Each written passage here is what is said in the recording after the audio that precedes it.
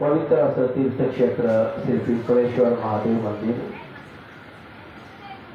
आणि त्यामध्ये भर म्हणून पवित्र असं श्रीमद भागवताचं चिंतन आपल्या सगळ्या पवित्र जीवात्म्याच्या साक्षीनं आज कथेचा 6वा दिवस होणार 27 तारखेपासून नाही का असो पवित्र अंतःकरणाची सगळी मंडळी या ठिकाणी श्रवणासाठी येत असतात आणि त्यांच्या सगळ्यांच्या आशीर्वादाचं फळ म्हणजेच आमच्या मुखातून भगवंताच्या जन्माचं लीलांचं वर्णन करण्याचं सामर्थ्य आम्हाला मिळतं. रोज अनेक ज्येष्ठ मंडळी या कार्यक्रमाला येत असतात, आम्हाला आशीर्वाद देत असतात. आज आपल्यामध्ये हजर राहिलेले हरिभक्तपरायण राजेंद्र महाराजजी कल्याण, हरिभक्तपरायण युवराजजी पाटील आणि हरिभक्तपरायण आमचे गोकुळ बाबा पाटील सर कल्याण फार मोठी माणसं आहेत. त्यांचं मोठेपणा इथंच चित्र होतं की छोट्यांच्या कार्यक्रमात त्यांनी उपस्थिती लावली. बाबा आपल्याला प्रणाम.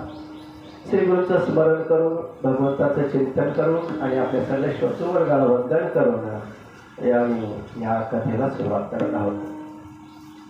काल आपण ऐकून आलेलो आहोत जन्मेजयाला शाप दिला परंतु त्यांच्या कानावरती गोष्ट पडली नव्हती.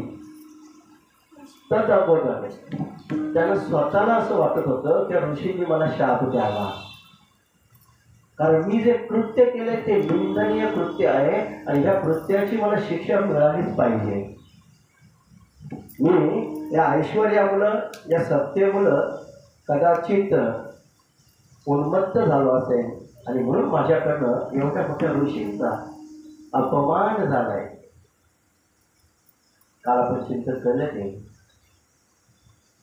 अपेक्षा ठेवली का अपमान बाजूलाच असतो. अपमान तरी दुसरं काय, आपली अपेक्षा असणं आणि त्या अपेक्षेनुसार न घडणं म्हणजेच अपमान. ऋषींच्या गळ्यात टाकलेला साप, मेलेला साप आणि ऋषींच्या मुलाने दिलेला शाप,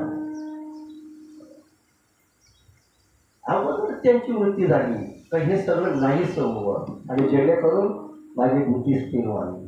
आणि मग त्याच्या कानावर पडलंय का शमीक ऋषींचा मुलगा शृंगी ऋषी यांनी शाप दिला. 7 दिवसांनी तुम्ही मरणार. 7 साल बरं झालं, मी वाटच बघत होतो. ऐश्वर्य भोगाचा त्याग करणं हा खरा त्याग आहे, त्याची आसक्ती सोडणं आणि मग भगवत भक्तीकडे वळणं. गंगेच्या किनाऱ्यावर पोचलेले परीक्षित सगळ्या ऋषींना भेटतात. तिथे असलेल्या राजर्षी देवर्षी यांचं दर्शन घेतात. सगळ्यांच्या दर्शनाने प्रसन्न झालेले परीक्षित राजा एका निवांत ठिकाणी तपसाधना करायचं ठरवतात. कर्मधर्म संयोगाने त्यांचं भाग्य उदयाला येतं आणि मग जे व्हायचं ते होतं. पृथ्वीवर स्वेच्छेने संचार करणारे आणि कोणापासून कोणतीच अपेक्षा न ठेवणारे भगवान व्यासपुत्र भगवान शुकदेव त्याच वेळी तेथे प्रकट झालेले आहे. सुंदर अशी जागा आहे, गंगेच्या तटावर आहेत, ऋषीमुनींच्या सानिध्यात आहेत. शुकमुनींचं वर्णन करत असताना ते भागवतकार सांगतात त्यांच्या अंगावर कोणत्याही वर्ण किंवा आश्रमाचा पगडा नव्हता. जसे 4 वर्ण आणि 4 आश्रम आहेत त्यांना ते कुठलंच नव्हतं. ब्राह्मण, क्षत्रिय, वैश्य, शूद्र किंवा ब्रह्मचर्याश्रम, गृहस्थाश्रम, वानप्रस्थाश्रम आणि संन्यासाश्रम, वर्ण आणि आश्रमाचं कोणतंच त्याला बंधन नव्हतं. बरं, अजून बाह्य चिन्ह तर नव्हतीच, परंतु ते आत्मानुभूतीने संतुष्ट असल्याचं चिन्ह त्याच्या चेहऱ्यावर उठत होतं. महाराजजी फार लहान आहे आम्ही, ज्यांना ज्यांना आत्मानुभूती झाली ना त्यांच्या चेहऱ्यावरचं तेजच सांगते आहे ना परमेश्वरजी.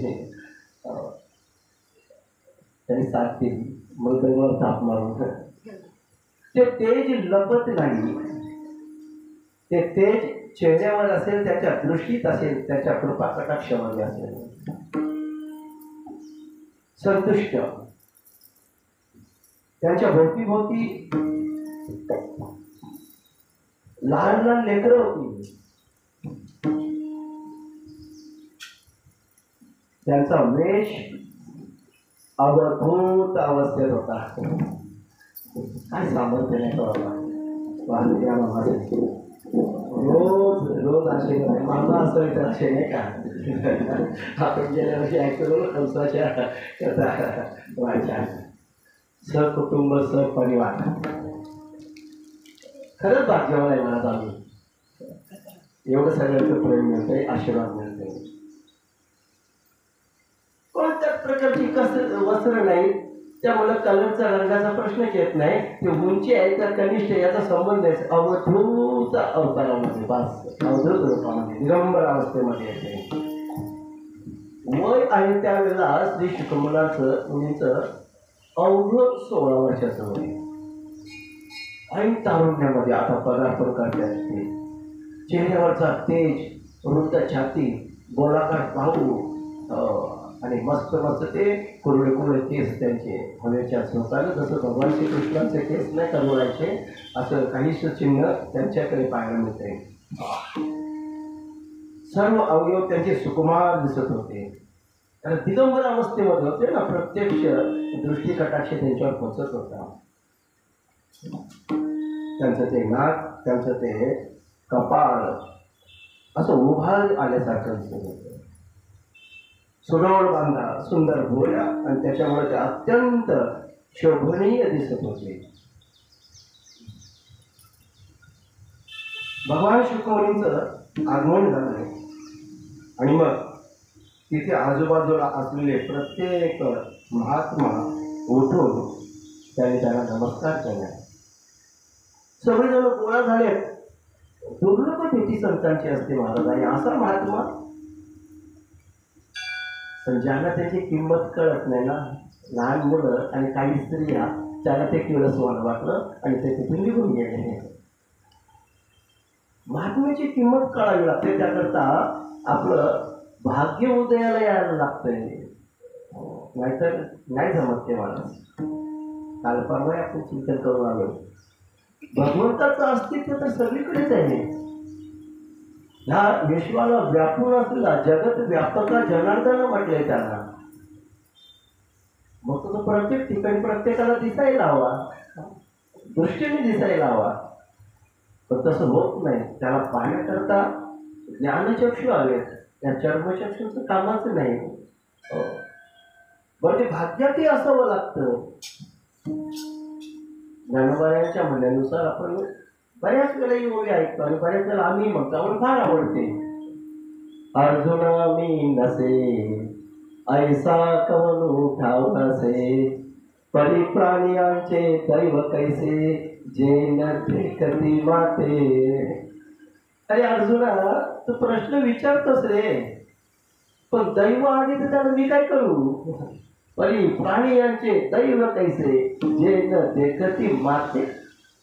त्याचं दैव आलं म्हणून त्याला मी दिसत नाही. आता आपली आपण तपासणी करून पाहायचं. आपल्याला जर दिसत नसेल तर आपलं किती वाढू आलं असं समजायला हरकत नाही. शुकदेव देवांच्या येण्यानं तिथलं वातावरण आणखीन चैतन्याने फुलून निघालंय. एक नवं चैतन्य त्या ठिकाणी. अगोदरच गंगेचा तट साधू महात्म्यांच्या येण्यानं पवित्रता आलीच होती आणि अशामध्येच भगवान शुकदेव त्या ठिकाणी प्रकट झालेले आहेत. योग्य रीतीनं त्यांचं आदरातिथ्य केलं गेलं. परीक्षित राजाने त्यांच्या चरणांवर मस्तक टेकवलं आणि आत्मनिवेदनपूर्वक त्यांची पूजा केली. हात जोडून ते उभे राहिले आणि मग परीक्षितजी त्यांना म्हणू लागले, ब्रह्मस्वरूप भगवान, आम्ही अपराधी क्षत्रिय असून आज सत्संगाचे अधिकारी ठरलोय. बाबर भाषा शैली कशी आहे, राजाची भाषा शैली. आपण चिंतन करून येतं नाही का. आता राजाच्या शब्दामध्ये नेहमी आज्ञाच असते, गटावलं असतं, परंतु नाहीच. आम्ही अपराधी आहोत, क्षत्रिय असू द्या, परंतु अपराध घडलाय. आणि एवढं सगळं असताना आज आमचं भाग्य उदयाला येतंय, सत्संग घडतोय. सत्संग म्हणजे काय सामान्य नाही महाराज, सत्संग घडतोय. अतिथी रूपाने आपण येऊन या ठिकाणी आमच्यावर कृपा केली. तर एखाद्या तीर्थाप्रमाणे आपण सुद्धा आम्हाला सुद्धा पवित्र केले.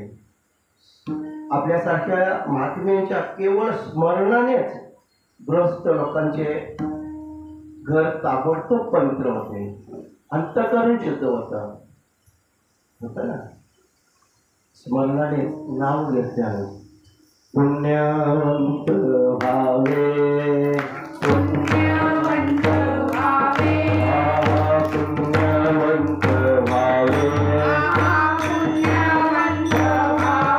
देता सज्जनांची नावे, देता सज्जनांची नावे, देता सज्जनांची नावे, देता सज्जनांची नावे, देता सज्जनांची नावे, देता सज्जनांची नावे. पुण्यवंत व्हावे, घेता सज्जनांची नावे. महाराज, बरीचशी पापं अशी आहेत का जी तीर्थक्षेत्रामध्ये सुद्धा फेकली जात नाहीत, परंतु महात्म्यांच्या एखाद्या पायाच्या रजकणाने सुद्धा ती फेकली जातात. जाणीवपूर्वक केलेली पापं तर तीर्थामध्ये जातच नाही. संतांनी स्पष्ट म्हटलंय, मनसंकल्पाची पापे न जाती तीर्थाची या बापे. तीर्थ काय, तीर्थाचा बाप आला तरी ती जाणीवपूर्वक मनसंकल्पाची पापे न जाती तीर्थाची या बापे. परंतु अशी पापं जरी आमच्याकडनं घडली तरी तुका म्हणे पापे जाती संतांची या जाते. काय अधिकार आहे हो संतांचा. भगवंतही त्यांना घाबरतात, कारण तुमच्यामुळे मला मोठेपणा मिळतोय. माझ्या पाठीचा झेंडा तुम्हीच घेऊन प्रचार प्रसार करता ना घरोघरी जाऊन. आणि तुम्ही नसते तर मला कोणी विचारलं असतं, तुमच्या मुलंच मला हे दिवस चालेल होता. भगवंत म्हणजे आहेत नेहमी संतांचे. पुण्य फळले बहुत दिवसा, पुण्य फळले बहुत दिवसा, पुण्य फळले बहुत दिवसा, पुण्य फळले बहुत दिवसा. भाग्य उदयाचा ठसा, भाग्य उदयाचा ठसा, भाग्य उदयाचा ठसा, भाग्य उदयाचा ठसा. झालं सन्मुख तो कैसा, झालं सन्मुख तो कैसा, झालो सन्मुख तो कैसा, झालो सन्मुख तो कैसा. संतचरणी पावलो, आधी चिडले माझे डोळे, आजी तुझे माझे डोळे, आज संत चरणी पावलो, आधी पितळे माझे डोळे. खूप छान. आमच्या तसं आम्ही त्याला सुलच म्हणतो, भाऊजाई असली तरी फार लहान आहेत ना ते. असं परीक्षिताने आपली कबुली दिली, महाराज असाही मी त्याग केलेलाच आहे, पण असं म्हणण्यापेक्षा आपल्या मुखातून, कारण ज्या वेळेला मी अश्वमेध यज्ञाच्या वेळेला संपूर्ण ब्रह्मांडामध्ये भ्रमण करत होतो, त्यावेळेला अनेकांनी माझ्या पूर्वजांच्या कथा आणि त्यांच्या सहवासामध्ये होते अशा भगवान श्रीकृष्णांच्या लीलांची वर्णन मी ऐकली होती. त्यामुळं मला असं वाटतंय की शेवटचा क्षण भगवंताच्याच लीलांच्या त्या गुणांचं रसपान पिऊन आपला शेवट करायचा आहे. असाही मी अन्न त्याग केलेलाच आहे. 7 दिवसा मरणारच आहे ना, मग ते अन्न खाऊन काय करणार आहे? आणि अन्न तरी कशासाठी खावं? शरीराला जगवण्याकरता. अन्नाचं दुसरं काय काम आहे? हे अन्नमय कोश आहे. 3 महिने अन्न नाही खाला तर माणूस संपला. मग त्याला प्रयोग करू नका कोणी. मग ते अन्न जगायचंच नाही. आणि 7 दिवसामध्ये काय फरक पडणार आहे? आत्मशुद्धीकरिता उपाशी पोटं राहणं गरजेचं आहे. तरच भगवंताच्या चरणाकडे आपलं लक्ष आकृष्ट होईल आणि सतत आपल्या चित्तामध्ये तेच असेल. खाल्यानंतर आळस येईल, झोप येईल. म्हणून अन्न त्याग. उपवासामध्ये त्याच्या करतात ते. आता आपलं थोडंसं उलट असतं. एकादशी करा आणि भरपूर चला असं तेही नसे कळते. आत्मशुद्धी, चित्ताची शुद्धी, मनाची प्रसन्नता आणि याला कारण उपाशी पोटी नाही. गुरुजी, आमच्यावर थोडी कृपा केली तर बरं होईल. मी आपणास विनंती करते, माणसाने कोणते कर्म केले तर त्याला मोक्ष प्राप्त होईल. त्याचबरोबर आपण आम्हाला हेही सांगा, माणसाने नेमकं काय केलं पाहिजे, कोणत्या देवाचा जप करावा, कोणते कर्म आचरणामध्ये आणावे, कोणाचे स्मरण करावे आणि कोणाचे भजन करावे, कशाचा त्याग करावा. हे मुनिवर, आपण आपली योग्यता काय आहे? परत शुकमुनीची योग्यता या ठिकाणी परिशिष्ट सांगतात. गायीची धार काढायला जेवढा वेळ लागतो तेवढाही वेळ आपण कुठे थांबत नाही. पण माझं परम भाग्य आपण आमच्याकरता वेळ देत आहात. म्हणून या संधीचं सोनं करून घेतोय. सविस्तर सांगा गुरुजी आम्हाला. आणि त्यानंतर श्री शुकदेवांना खूप आनंद वाटला. एक चक्रवर्ती सम्राट आज सगळ्याचा भोगाचा त्याग करून, त्याच्या परिवाराचा त्याग करून, त्याच्या सत्तेचा त्याग करून आज भगवत भक्तीकडे वळतोय. आमच्याकडनं भगवंताच्या जन्माच्या त्याच्या लीलांचं वर्णन ऐकण्यासाठी त्याचे कान आसुसलेले आहेत.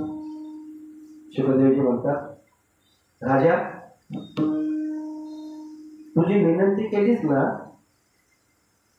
त्या विनंतीतून आता जे काही ऐकणार आहेस त्यातून तुझं तर भलं होईलच रे, पण संपूर्ण जगताचं कल्याण त्यामध्ये होईल. निमित्त असावं लागतं कोणीतरी, नाही का? लढाईच्या रणांगणामध्ये त्या कुरुक्षेत्रावर दोन्हीकडची सेना एकमेकांचा वध करायला लावलेली आहे. आणि अशा ठिकाणी तत्वज्ञानाच्या गोष्टी भगवंतांनी सांगाव्या अर्जुनाला. अर्जुनाचे व्याजे गीता प्रकाशुनी श्रीराजे, संसारा एवढे थोर ओझे फेरिले जगाचे. भगवान श्रीकृष्णाला काय व्हावंसं वाटलं, अर्जुनाला पारस करावंसं वाटलं आणि गीता नावाचं अमृत दुधाच्या रूपानं त्याला प्राशन करावं लावलं. ज्ञानोबाराय वर्णन करतात. काय ज्ञानोबारांची भाषा हो. तैसे गीतेचे दुबते वत्स करुणी पार्थाते, दुधी नली जगापुरते श्रीकृष्ण काय. आणि ते अमृतपान, गीतेचं अमृतपान करून आपण सगळं दष्टपुष्ट जाणार नाही का महाराज. हरिभक्तांना काय होतं, हेच खरं अमृतपान आहे. कधी कधी लोक तू खातात तरी कर, एवढं मस्त दिसतात. कधी बुवा झाल्यानंतर रंगल्यानंतर, पण बुवा हवा याच्या अगोदर नाही त्याला घाबरवलं जातो. हो बुवा नको हवा, बुवा अजिबात न व्हायचा, ताकद नाही ते खाणं, बुवाचं खाणं असं असतं. त्याला काय माहिती ब्रह्मरस्य काढा. आणि महाराज ज्याला मिळाले ना तो अनुभव चाकल्याशिवाय नाही सांगता येणार. नाही सांगता येणार. डायबिटीज ज्याला उच्च पातळीचा डायबिटीज झाला तर त्याला एखादी मिठाई समोरण्याची फार मिठाई लागते बघायचं.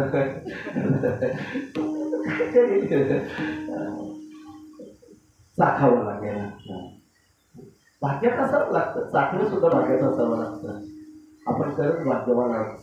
आपल्याला संत सावळाराम बाबा, वामन बाबा, स्वानंद सुखनिवासी रामदास बाबा, श्रीपाद बाबा या सगळ्यांच्या दर्शन झालं आपल्याला. आपण खरंच भाग्यवान. दर्शन होणं महाराज. आता आपल्या दर्शन आलेले ठीक आहे, तसे कमनशी की नाही त्यामुळे फोटोमध्ये बघायला मिळतील. पण आपण प्रत्यक्ष अनुभव घे, त्याच्या अंगा खांद्यावर आपण खेळू नाही असतं. प्रत्येकाच्या भाग्यात प्रत्येकाची सारखी गोष्ट नसते. असो राजा, खरंच तुझा हा प्रश्न संपूर्ण मानव जातीच्या उत्थानाकरिता, मानव जातीच्या उद्धाराकरिता उपयोगी पडणारा प्रश्न आहे. राजेंद्र, हे जे गृहस्थ दिसतात ना ते आता संसारातील कामधंद्यामध्ये घडून गेलेले आहेत. आपल्या स्वरूपाला, खऱ्या स्वरूपाला ते जाणतच नाहीत महाराज. परंतु त्यांच्यासाठी ऐकण्यासारखा आणि त्यांना सांगण्यासारख्या इत्यादी हजारो गोष्टी जरी आहेत तरी त्यांचं समाधान मात्र कधीच होत नाही. कारण त्यांना त्या सगळ्या गोष्टी फक्त भोगासाठी हव्यात. क्षणिक सुखासाठी ते विचार करतात. शब्द, स्पर्श, रूप, रस, गंध आणि विषय शेवटी तृप्त झाला ऐसा कोणी ऐकते का? नाही म्हणत. अतिशय अमृतापेक्षा गोड असलेलं भगवंताचं नाम रूप गुण त्यांना विषयासारखं वाटतंय आणि विषयासारखा परिणाम करणारे विषय त्यांना गोड वाटू लागतात. बाबा, विषय विषाचा परिवारू, गोड परमार्थ लागे कडू, कडू विषय तो गोडू शिवासी झाला. ही शोकांतिक आहे. राजा, त्यांचं संपूर्ण आयुष्य हे आळसामध्ये चाललंय, झोपेमध्ये चाललंय, किंवा माझ्या माता भगिनी ऐकतो नको त्या सहवासातच चाललंय.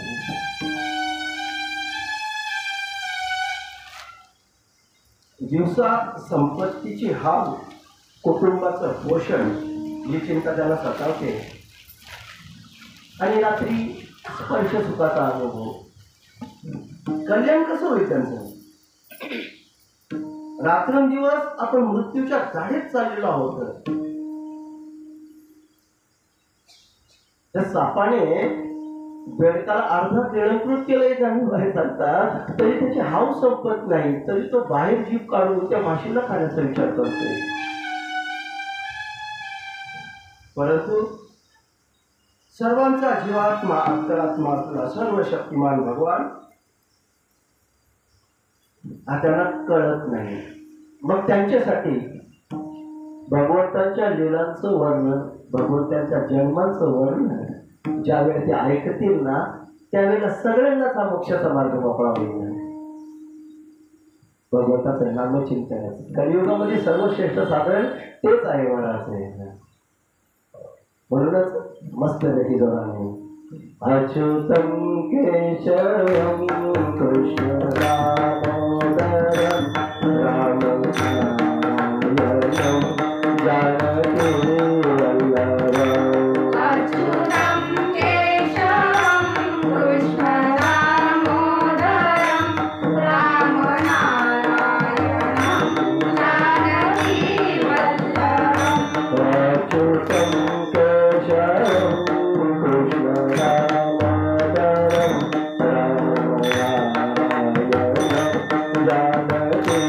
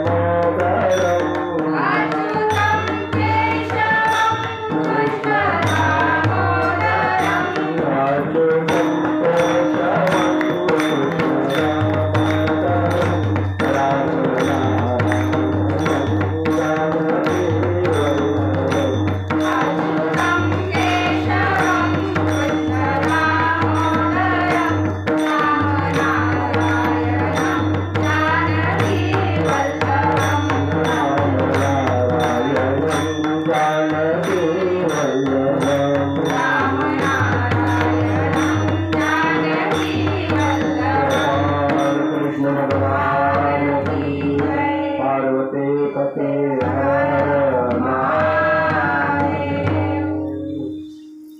भगवंताचं स्मरण करावं, भगवंताच्या नावाचा उच्चार आपल्या श्रीमुखातून करावा.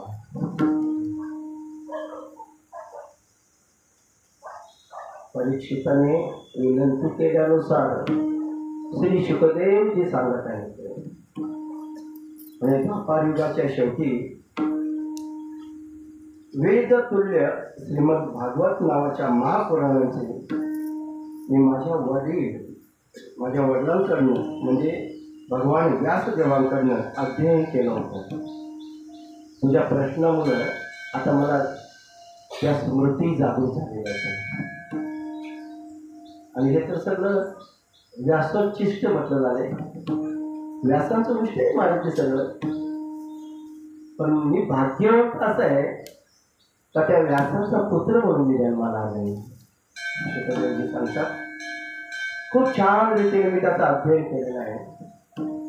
आणि राजर्षे, आता तुझी निष्ठा पाहिली, तुझा भाव पाहिला आणि पुन्हा एकदा माझं मन त्या भगवंतांच्या त्या लीलांकडे आकृष्ट झालेलं आहे. मला असं वाटतं आता त्याच कथा मी तुला सांगाव्या. जीवनाचा शेवट अंत जर चांगल्या रीतीने घालवायचा असेल तर त्याच कथा तुला सांगणार आहे. आणि म्हणून मी ज्याच्यावर श्रद्धा ठेवली तुम्ही त्याच्यावर श्रद्धा ठेवली.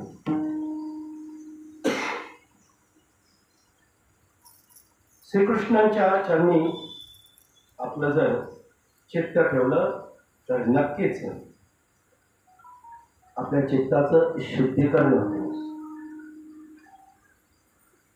आणि अशा रीतीनं भगवान शुकदेव कथा सांगायला उद्युक्त झालेले आहेत आणि त्यांनी सांगायची सुरुवात करते. राजा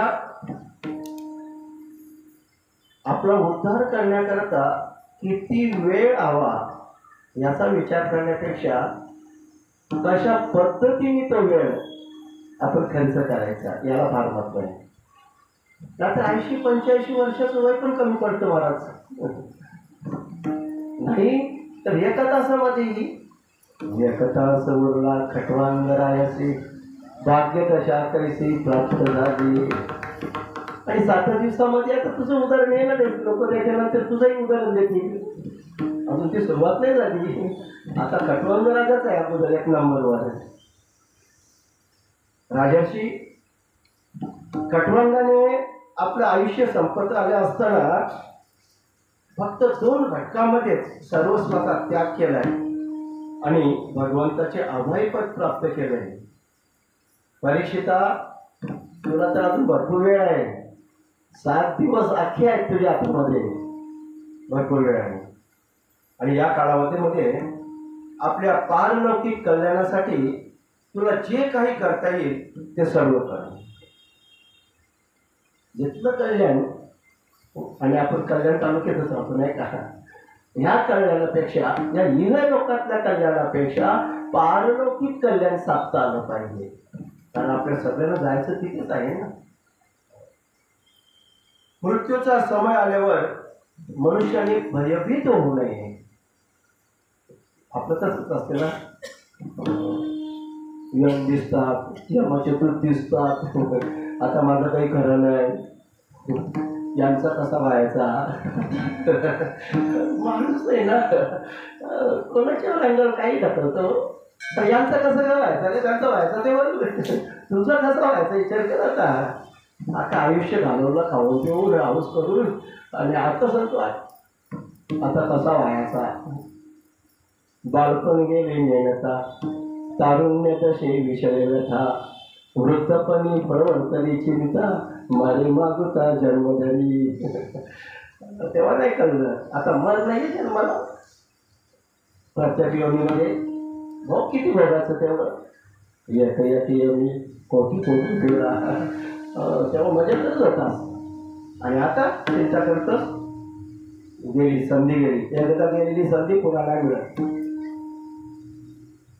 मग त्यांनी काय करावं बरं? शेवटच्या क्षणी माणसाने प्रत्येकाने आपलाही शेवटचा क्षण कधी असणार नाही, सावध होणार. ऐका बरं, त्याने हातामध्ये शस्त्र घ्यायचं आहे. शस्त्र घ्यायचं आहे. कोणतं शस्त्र? वैराग्य नावाचं शस्त्र घ्यायचं आहे. नसं घ्या चाकू सोडून नाही का बाबाजी? कोणतं शस्त्र घ्यावं त्याने? या सगळ्याचा त्याग करायचा असेल तर वैराग्य नावाचं शस्त्र घ्यावं. आणि मग त्याने ते वैराग्य नावाचं शस्त्र हातामध्ये घेतल्यानंतर त्याचा असलेला या देहाशी, बाकीच्यांच्या देहाशी असलेला संबंध, ममता याला छिन्न विछिन्न करायचा. कळलं तर बरं होईल. जय श्रीराम बोलला पडेगा. शरीर संबंधाचे नाते, त्यांच्याविषयी असलेली ममता, मोह याला छिन्न विछिन्न करायचं. कोणत्या शस्त्राने? तर वैराग्याच्या शस्त्राने. आपलं स्वतःचं कल्याण करायचं असेल तर ही गोष्ट फार ध्यानात ठेवण्यासाठी. त्याच्यासाठी त्यांनी धारिष्ट होणं गरजेचं आहे. त्यांच्याकडे धैर्य असलं पाहिजे. आणि हे एकदा का छिन्न विछिन्न केलं तर मग त्याला कोणाच्या परवानगीची गरज लागत नाही. नाही, खुशाल घर सोडायचं आहे. सांगत बसायचं नाही, चाललो आनंदीनं चाललो पाहिजे पुन्हा, आता यायचंच नाही. पण त्याला वाटतं तरी यावं, मला शोधत मी परत देणार, आज दुसरा बाबाच आहे राजा जगा द्यायचा. फक्त द्यायची गरज काय? पक्षाला करा मनाची, आता यायचंच नाही. जा, चाललो आनंदीला, तर करायचं त्या करा. आकाश नाही ना नाही, सांगत बसायचं नाही, निघायचं सरळ. अशा तीर्थक्षेत्रामध्ये जावं तर तिथं वाहणारं पाणी असावं, गंगा असावी, गंगेचा तट असावा. तिथं जाऊन स्नान करायचं. कुठेतरी एकांत जागा पाहायची, विधीपूर्वक आसन घालायचं. परीक्षिताला विचारलं ना काय करायचं, त्याची उत्तरं येतील शुकदेवाकडला. आपण ज्या भोलेनाथाच्या प्रांगणात आहोत ना, बस सर्व मंत्रांचं बीज तोच आहे, अ, उ आणि म. त्याने आसन घालायचं आणि मस्तपैकी. आता त्याचा उच्चार सुद्धा आहे ना, मलाच माफ करा. ओमचा उच्चार आपण थोडं असं ओ करतो ना, तसं उच्चारच नाही त्याचा तो. अ आणि हु आणि म असा ओ.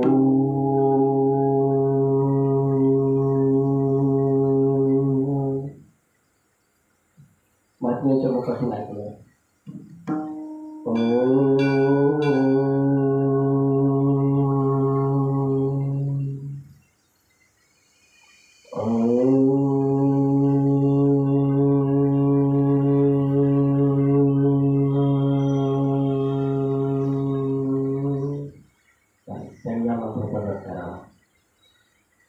सर्वश्रेष्ठ साधन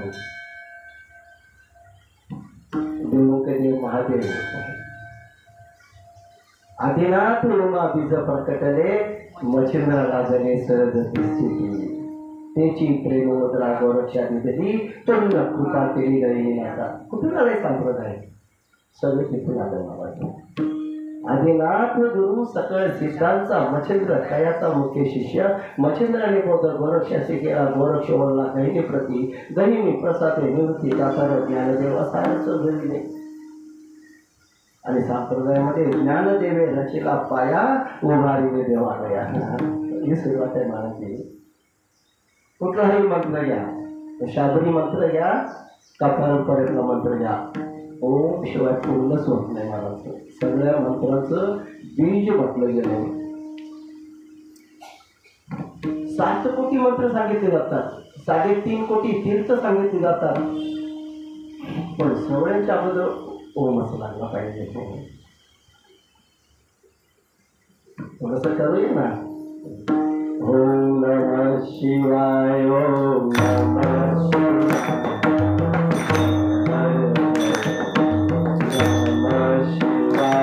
Om Namah Shivaya.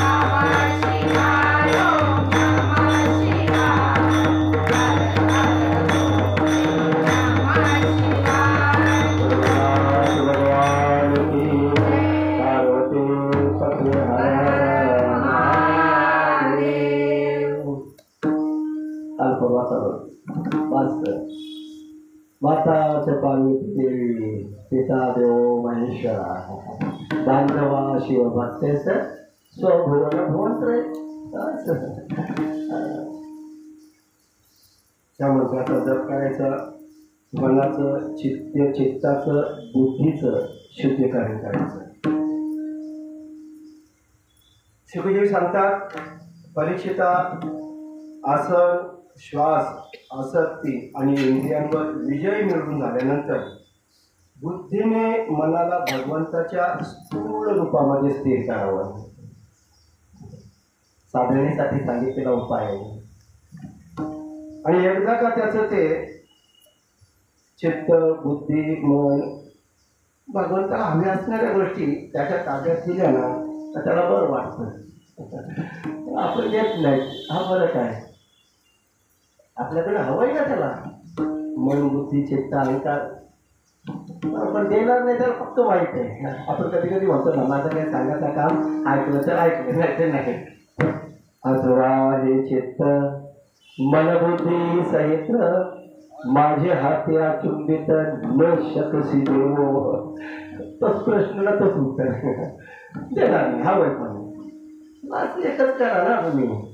तरी गायचे करी या अकरा माझारी मोठे निमिष भरी दे तुझा. बस नाव घ्या ना माझं. सर्वोत्तम हरी कीर्तनात दुसरं काय आहे. कलियुगामध्ये उत्तम साधू संतांनी आपल्या हातामध्ये दिले. शुकदेवजी सांगतात, हे परीक्षिता राजन, तुम्हाला जे प्रश्न विचारले होतेस आणि त्याचे उत्तर तुला मी सांगते.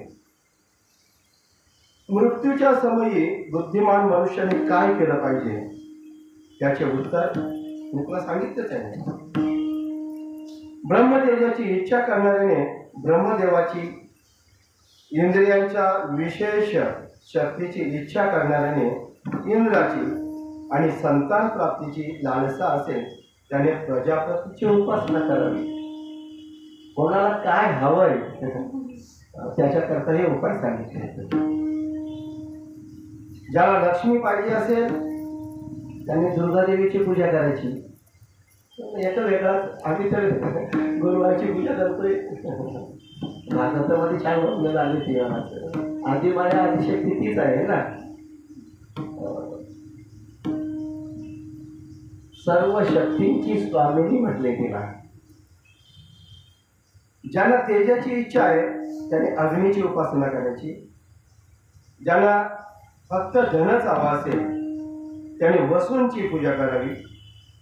आणि ज्या पुरुषांना प्रभावशाली वीरता पाहिजे असेल त्याने रुद्राची उपासना करावी. ज्याला पुष्कळ अन्नधान्याची इच्छा असेल त्याने आदितीची, आणि ज्यांना स्वर्गाची कामना असेल त्याने आदिती पुत्रांची. ज्यांना राज्याची अभिलाषा असेल त्याने विश्वदेवांची, आणि ज्याने प्रजेला अनुकर ठेवण्याची ज्यांना इच्छा आहे त्यांनी साध्य देवांची आराधना करावी. प्रत्येक देवतेचा विशेष गुण सांगितला जातो. बरं, ज्यांना फार जगायची इच्छा असेल, 100 पार करून दीर्घायुष्याची इच्छा ज्यांची आहे त्यांनी अश्विनी कुमारांची साधना करावी. ज्यांना पुष्टीची इच्छा आहे त्याने पृथ्वीची, आणि ज्यांना सतत प्रतिष्ठेची लालसा आहे, ज्यांच्या मनामध्ये प्रतिष्ठा असेल त्यांनी लोकमाता पृथ्वी आणि आकाशाची उपासना करावी.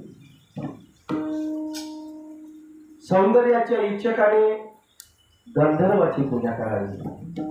म्हणजे खर्चच मिटला पार्लरचा. जय श्रीराम मंडप हे करा. बरं, ज्यांना चांगली पत्नी हवी असेल,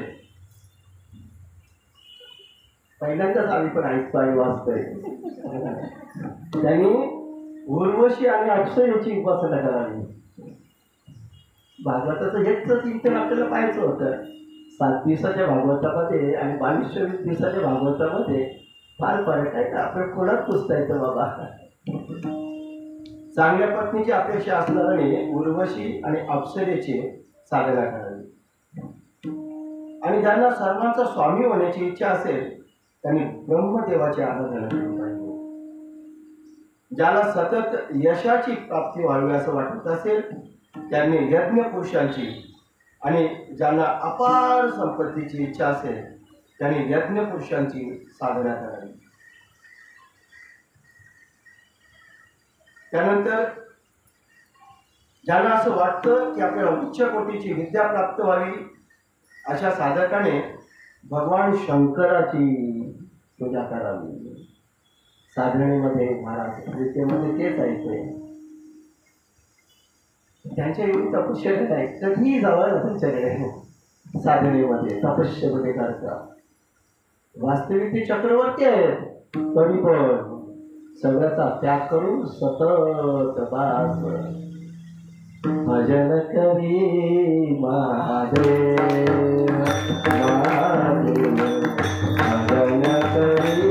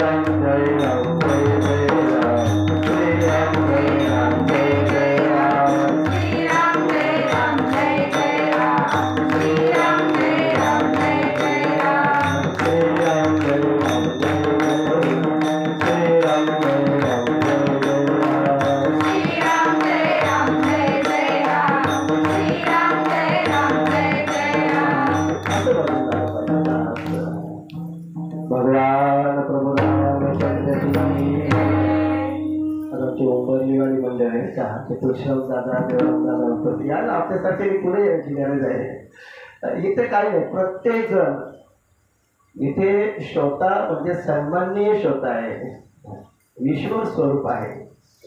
त्यामुळं भेदभाव अजिबात नाही. असं ज्यांना तपश्चर्या करायची, ज्यांना ज्ञानाची प्राप्ती करायची, अति उच्च कोटीची विद्या प्राप्त करायची, त्यांनी भगवान शिवांची आराधना करावी.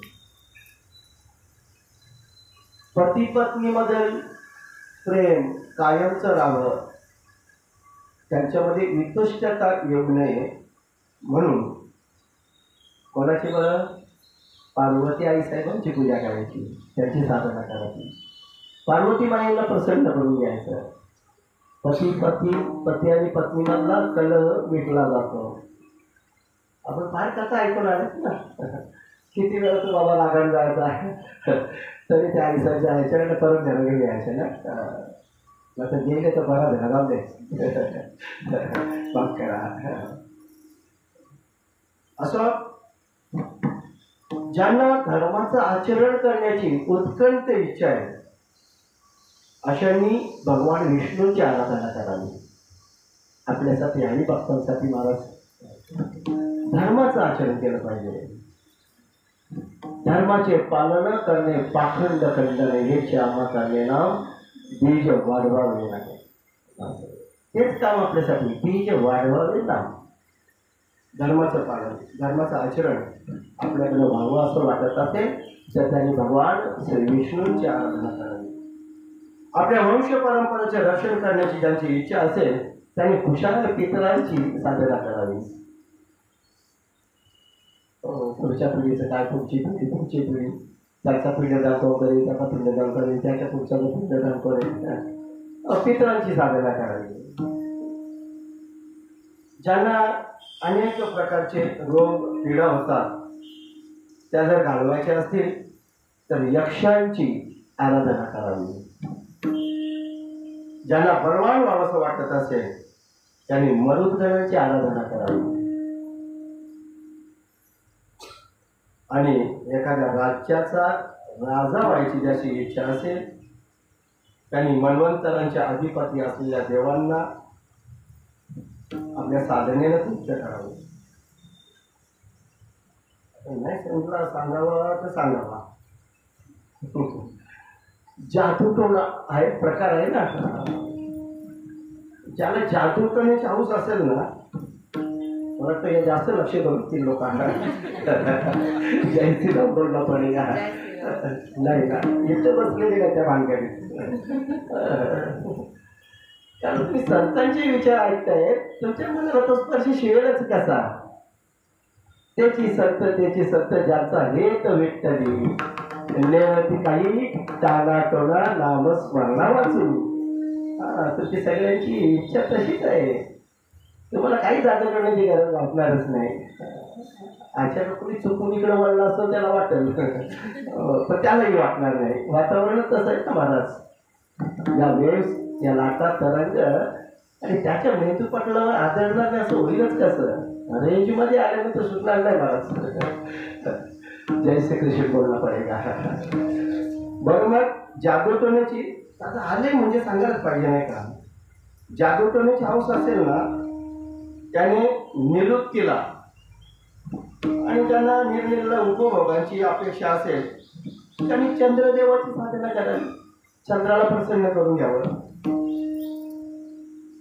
आणि ज्यांना निष्कांत प्राप्त व्हावी असं वाटत असेल तर मग मात्र त्यांनी परम पुरुष असलेल्या त्या नारायणांचीच साधना करावी. निष्काम सेवा. श्रीमन नारायण नारायण हरी हरी.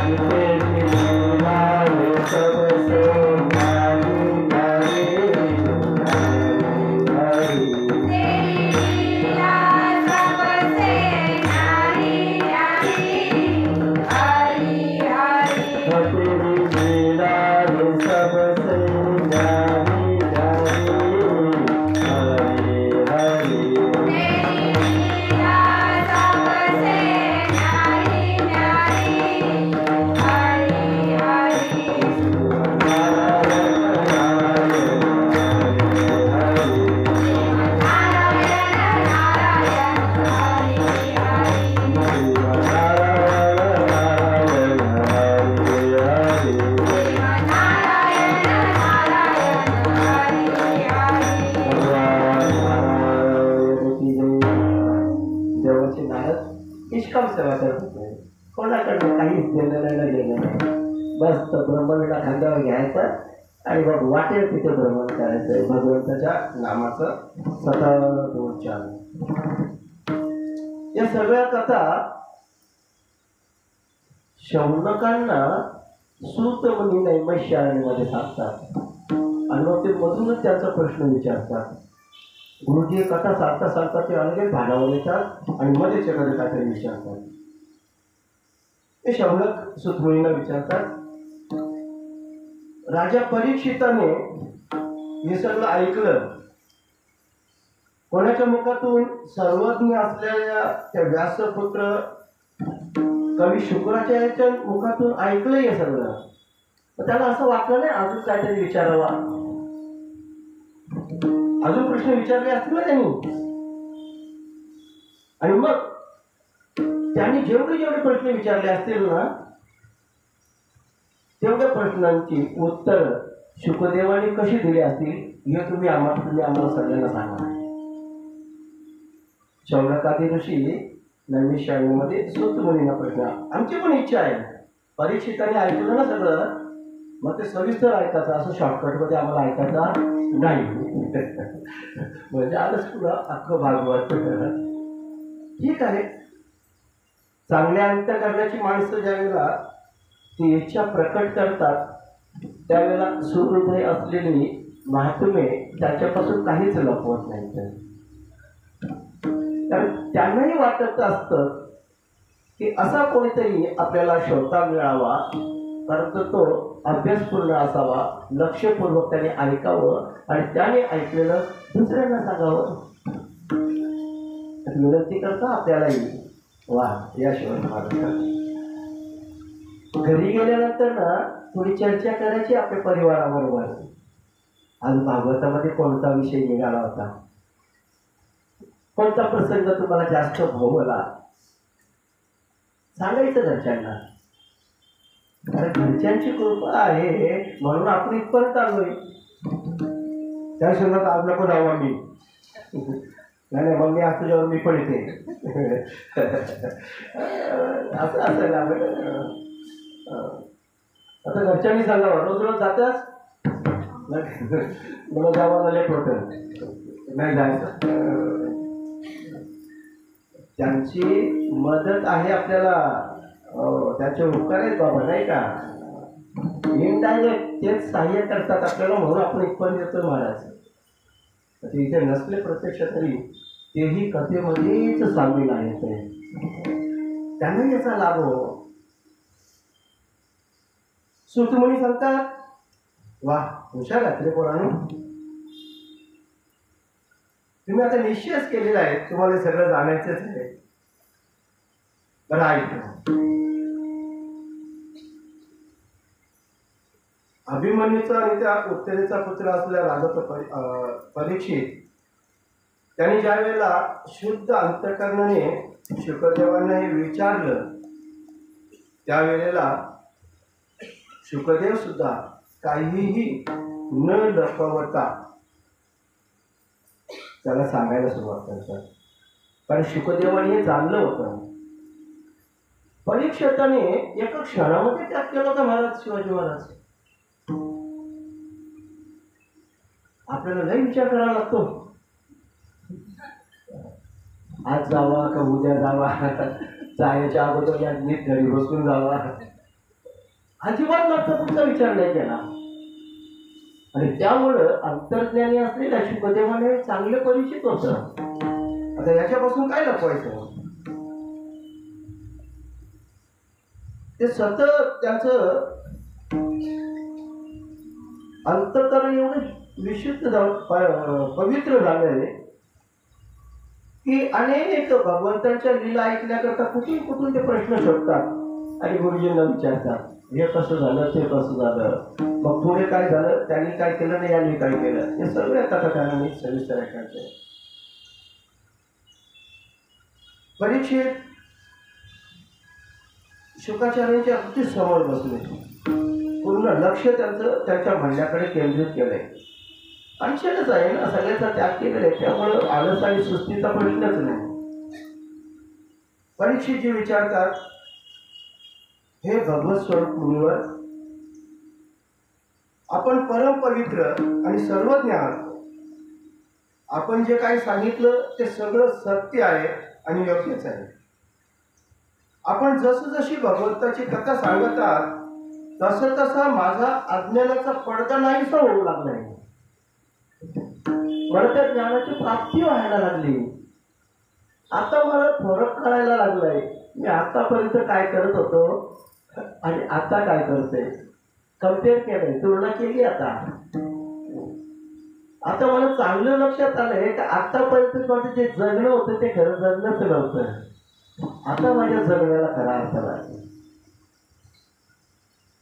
महात्म्यांचा कृपा प्रसाद लाभल्यानंतरच आपला खरा पुनर्जन्म होतो आणि तेव्हाच तो द्विजय संज्ञाला प्राप्त होतो, अन्यथा नाही. दुसऱ्यांदा जन्म होणं म्हणजे अगोदर त्या जन्माला काही कारणच अर्थच नव्हता, अशा रीतीनं बेताल सैराट वागणं आणि एखादी दिशा मिळाल्यानंतर आपलं उद्दिष्ट गाठण्याकरता प्रयत्नशील असणं, हे खरं जगणं. आता मला जगाचा फरक कळलाय. गुरुजी, खरंच मी भाग्यवान आहे.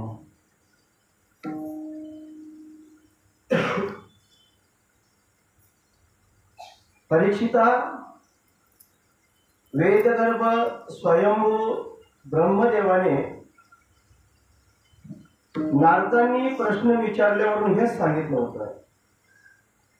त्याचा स्वतः भगवान नारायणांनी त्याला जो उपदेश केला होता, आता तो उपदेश मी तुला करतोय. शुकमुनी सांगतात परीक्षिताला, कोणतं ज्ञान तुला आता मी सांगणार आहे. स्वतः ब्रह्मदेवाचे पुत्र असलेल्या नारदांनी आपल्या पिताश्रींना विचारला होता, तोच प्रश्न, त्याचीच उत्तर, आणि भगवान नारायणांनी जो उपदेश केला होता तो मी तुला सांगणार आहे.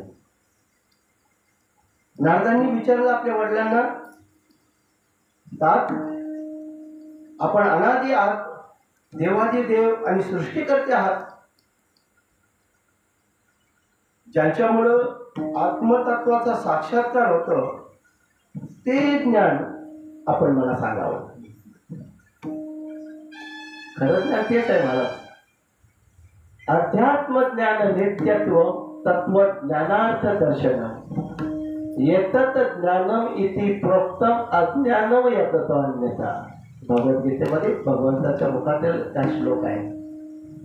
जे आद्य आहे, आत्मीय संदर्भामध्ये आहे. अध्यात्म ज्ञान नित्यत्व, ते नित्य असायला हवं. आणि ते एकदा का नित्य संदर्भामध्ये आलं तर तत्वज्ञानार्थ दर्शन, तत्वज्ञानाने भगवंताची ओळख होते. तेच खरं. मग बाकीची ज्ञान येतात, ज्ञान बाकीची ज्ञान येते, येतात ज्ञान येते, जेवढे काय असतील ते प्रोक्तम होते, भ्रमिष्ट करता येत नाही आणि त्याला ज्ञानी म्हणता येत नाही. प्रोक्तम अज्ञान, ते अज्ञानाच्या संधीमध्ये म्हटले जातात. यगत्व अन्यथा. हा, पोट भरण्यापुरती कामं येतील, पण उत्थानासाठी त्याचा काही संबंध नसणार आहे. मीराबाईंनी एका भजनामध्ये सांगितलं नाही का, पाणी मोह मिन प्यासी, मोहे सुन सुन आवत हासी, आत्मज्ञान बिन नर भटकत है, कहा मथुरा कहा काशी. हरी भरा तो सारा जगत है, ढूंढत फिरत उदासी, मिळात हे प्रभू गिरधर नागर, सहज मिळे अविनाशी. बस आत्मज्ञानाची प्रचिती आली पाहिजे. आणि जोपर्यंत ते मिळत नाही तोपर्यंत परिपूर्ण ज्ञानच नाही. आणि ते तुझ्या ठिकाणीच आहे ना, फार लांब पुढे. फक्त त्याला बुद्धीने चालना दिली पाहिजे, बुद्धीने त्याची आठवण करून दिली पाहिजे. अरे बाबा, ती वस्तू आपल्याकडेच आहे, पण तिची आठवण करून देणं हे बुद्धीचं काम आहे. बरं, थोड्यापुरती नाही, रात्रंदिवस त्या बुद्धीनं जाणीव करून दिली पाहिजे. ज्ञानोबाऱ्यांनी याचं विश्लेषण केलंय ना.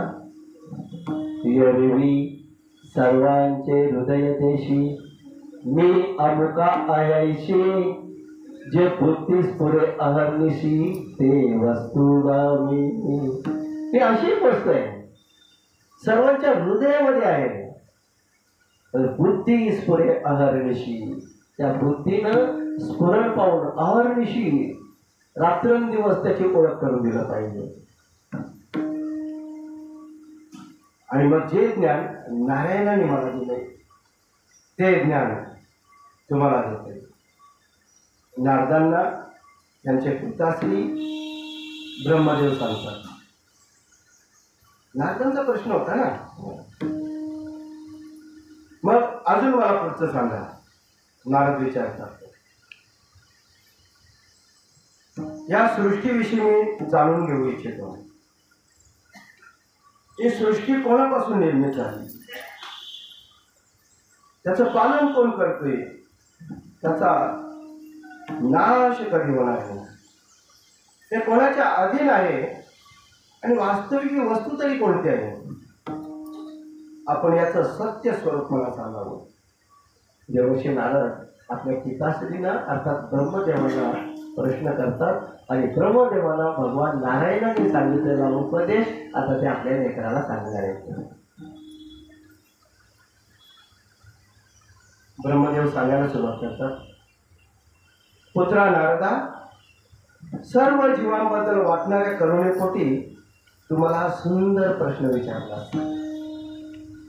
तू निष्काम सेवा करतोयस, परंतु तुला आता जगताचं कल्याण व्हावं असं वाटतं ना. छान प्रश्न विचारला. तर तुझ्या प्रश्नाच्या मुळे काय होणार आहे, माझ्या मुखातून भगवंतांचे गुणांच्या वर्णन करण्याची मला संधी मिळते. तो प्रश्नच विचारला नसता तर कोणाला सांगितलं असतं. बरं ऐक, सर्व प्रकारचे तप नारायणांकडेच आपल्याला घेऊन जातं. कुठली आता मगाशी जी सगळे सांगितले ना, हे सगळे ओढे नाले गटार हे सगळे आहेत. घेऊन जाणार कुठे, समुद्राकडे. भगवान नारायण समुद्र स्वरूप आहे. साधना कुठल्याही देवाची करा, कशाही प्रकारे करा, शेवटी गंतव्य असतं तेच आहे महाराजी. हा, पण झाले काय व्यक्ती तितक्या प्रवृत्ती, प्रत्येकाची ग्रहण क्षमता वेगवेगळी आहे. लहान मुलाला जर 50 किलोची गोष्ट त्याच्या डोक्यावर दिलं कसं उचलेल बघ, त्याला तो विकलच द्यावं. त्याप्रमाणे बरोबर हे सगळं पोचतंय कुठं, भगवान नारायणांना.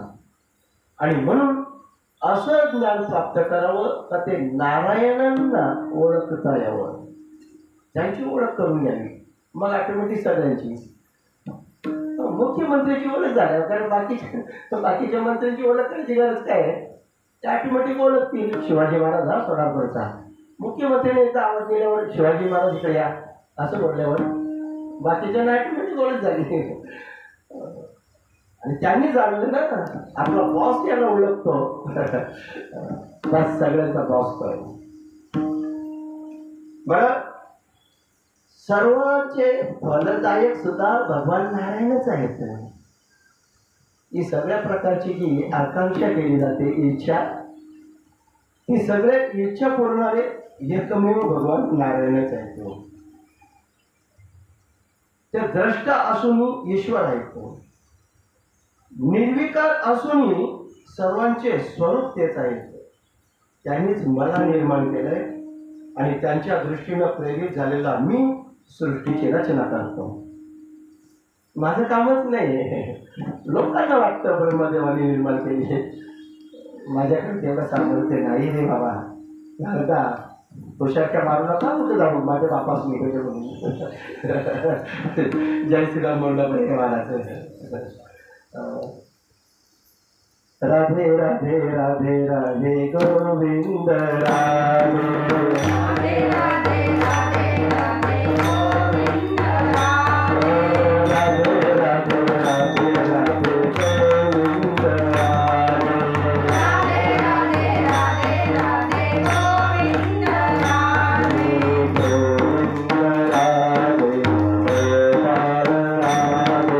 गोविंद राधे गोपाल राधे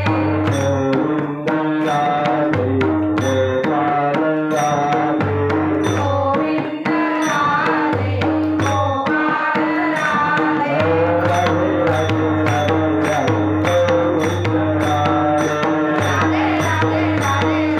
गोविंद राधे गोपाल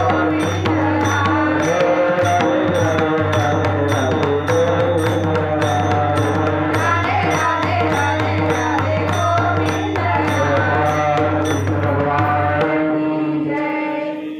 बस कथा ऐकता ऐकता सांगता सांगता त्याच्याच नावाचा आनंद लुटायचा. पंचक्रोशीतील सगळ्याच्या परिचित असलेले आपले आणि ज्यांच्याकडे सोमवती अमावस्या म्हटली तर सगळ्यांची धाव मोठी बाबांची नाही काय.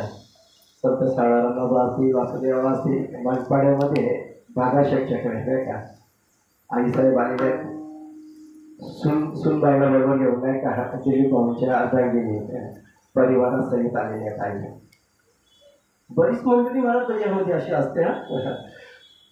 त्यांना तर वैयक्तिक आमंत्रण नसतं. आपण जे पिंपळेश्वर भक्त मंडळ जे बॅनर लावतात ना तेच आमंत्रण स्वीकारून ही मंडळ येतात. तेवढं मोठं मला असेल ना. पण माझी अडचण अशी आहे का मी फेसबुक व्हॉट्सअप ते वापरत नाही ना, तर मी पण टाकलं असतं ग्रुपवर. काही ठराविक मस्ती जणांना करता अजून फोन या हा आशीर्वाद द्यायला आठवण पडली पण याच्यात कोणाचा समस्या नाही. काल एकाने घेतला माझा फोन हातामध्ये म्हटलं फोन करायला ठेव नाही करायला म्हणजे बोलायला म्हणून हातात घेतला आणि सहज त्याला लॉकच नाही ना तर तरी उघडायचे त्याने असं बटन दाबल्यावर झाला उघडा झाला तो त्याला लॉक नाही तर लॉकची काय गरज आहे त्याचाच अमूल्य ठेवाच नाही लॉक कशाला लागू कळलं तर बरोबर बरं पण नंबर कोणचा शेवगा होते अरे शेवगा ना गाठी नाही तुम्हाला माहीत कसं पडतात शेवटचे 4 नंबर झाले जातात बस त्याच्यावर कसं समजतं आणि नाही बोला मग तरी आवाज नाही आला कोण बोलताय तुम्ही सोपं काम पण फोटो नाही कोणचं टीपी नाही पिपी नाही टीपी प्लॅनच नाही आपल्याकडे बनायचं टीपी करायचं का आपल्याला आपलं कुठे बिल्डर बनायचं आहे टीपी ठेवून राधे राधे बोलला पडेगा संपर्क होतोय ना बस दुसरं काय पाहिजे फोनचा धन्यवाद होतो तुम्ही याच्यात सगळं आहे म्हणे मग वापरत का नाही मग वापरायला वेळ कोणाकडे वेळच नाही आपल्याकडे वापरायला आणि त्याचा हाऊस पण नाही दोन्ही गोष्टी नाहीत दोन्ही गोष्टी असल्या तरच मजा असते पण त्याच्यातलं काही ज्ञानही असणं गरजेचं त्याच्या बाबतीत आम्ही अज्ञानी असणं गरजेचं आहे ना पण आता कळायला लागला मला आमचे परमेश्वर भाऊ रोज रेकॉर्डिंग करतात आणि मग लोकांना माहीत पडतं भगवत कथा चांगल्यासाठी उपयोग केला तर फार चांगला त्याच्या ह्याला दाण्या कर त्याला मिशा काढ त्याला शिंगला त्याला शेपूटला आणि मग आजच्या देशामध्ये उलटा पालत हा असा बोललाच कसा त्यापेक्षा क्षमा असावी भागवताचा भाग नाही ओघायला आलं मला क्षमा लागतोय राधे राधे बरोबर पडेगा बरं ब्रह्मदेव आणि नारदांचा बाप मुलाचा संवाद चालू आहे मी तुमच्याकडे अपेक्षेने पाहतोय समजने वालों का इशारा काफी आता इथपर्यंत आलंय कशाला आतमध्ये दाबू टाकायला जाऊ पाहिजे कशाला नको 4-4, 6-6 महिने बाप मुलाला आवाज देत नाही मुलगा बापाला आवाज देत नाही संवाद कसा साधायचा हा संवाद असला पाहिजे कधी मुलानं विचारावं कधी बापानं विचारावं एकमेकांना अशी विचारपूस केली पाहिजे पण हे सगळं भगवंताची लीला आहे त्याच्याच लाभी कमलातून मी जन्माला आलो त्यानेच मला ते ज्ञान दिलं सृष्टीच्या रचनेचा आता कुठून बाजूला गेलो होतो ना तो लोकांना सांगशील ही प्रॉपर्टी माझ्या बापाची असं बोलू नको स्पशी तुझ्या बापाचं पण बाप आहे कोणीतरी एवढं झालं ठेवू कळलं तर बरोबर हा उपदेश ब्रह्मदेवांचा देवर्षी नारदांना आहे फक्त आपल्या मुलाला म्हणून नाही सगळ्यांसाठी तो उपदेश आहे त्यांनीच मला निर्माण केलं आणि त्यांच्याच आधारावर मी या सृष्टीची रचना करतोय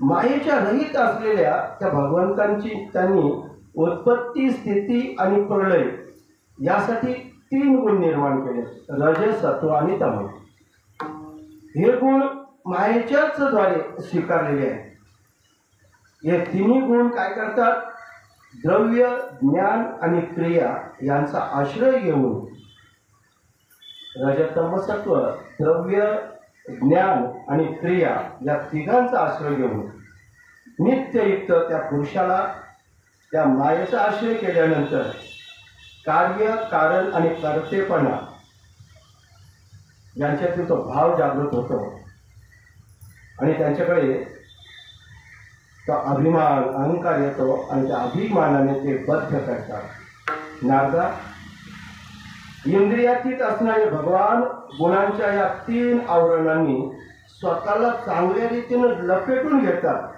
म्हणून लोक त्यांना ओळखत नाही न ओळखण्याचे कारण आवरणामध्ये ते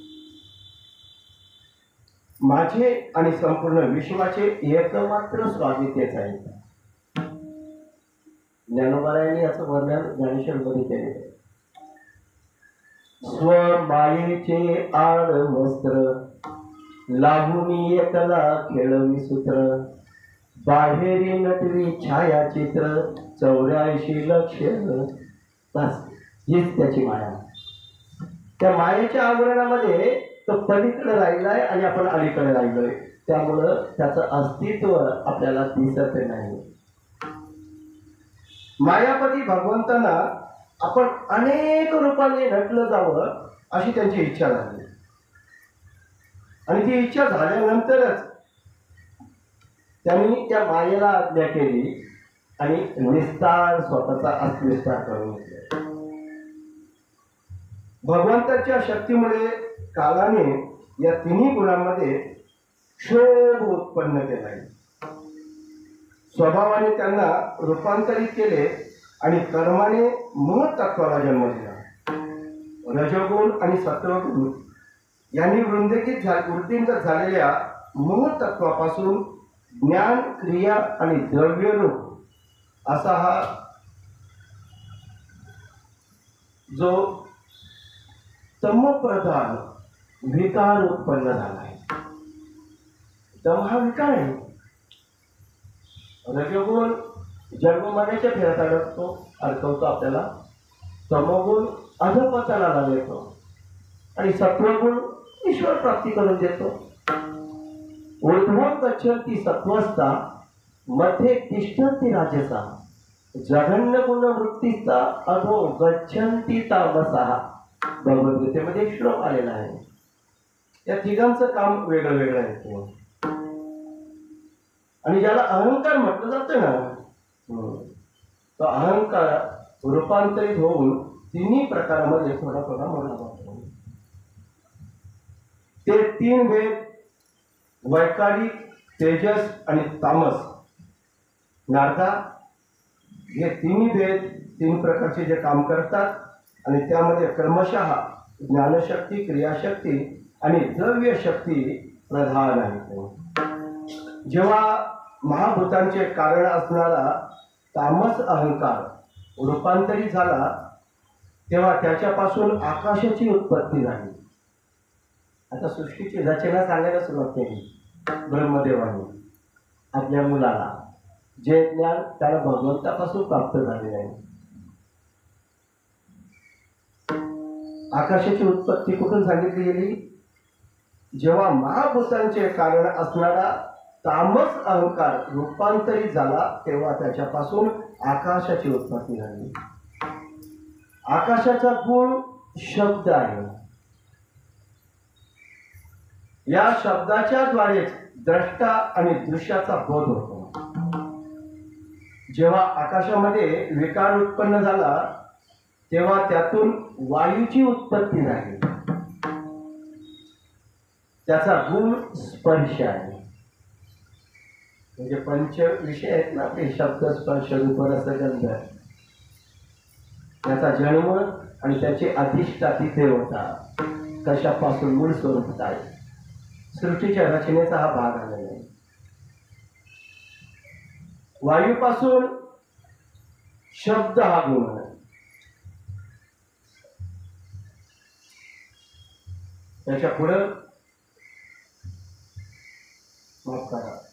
वायूपासून उत्पत्ती झालेला आणि त्याचा गुण स्पर्श सांगितलेला आहे. त्यामध्ये कारणाचाही गुण आल्याने हा शब्दवाणी आहे. इंद्रियांच्या मध्ये स्फूर्ती आणि शरीरामध्ये जीवनशक्ती, ओज आणि बळ हे याचे रूप आहे. काळ, कर्म आणि स्वभावाने वायूमध्ये सुद्धा विकार उत्पन्न झाला आणि त्याच्यापासून तेजाची उत्पत्ती झाली. हे 5 विषयांची उत्पत्ती कशा प्रकारे झाली? उच्च कोटीचा विचार आहे. आधी संचित सांगायला काय हरकत नाही. सगळं काय ध्यानात ठेवलं पाहिजे असं नाही. नुसतं श्रवणात आलं तरी भरपूर झालं. आम्हालाही थोडासा अभ्यास करायची संधी त्या योगाने मिळते. कुठेतरी प्रवचनामध्ये आठवलं, कीर्तनात आठवलं तर सांगता येतं. इथे काय कथाकार म्हणजे मोठा काही ज्ञानी पंडित असं नाही. तुमच्या समोर पुस्तक आहे, असं लपून बिपून काही विषयच नाही.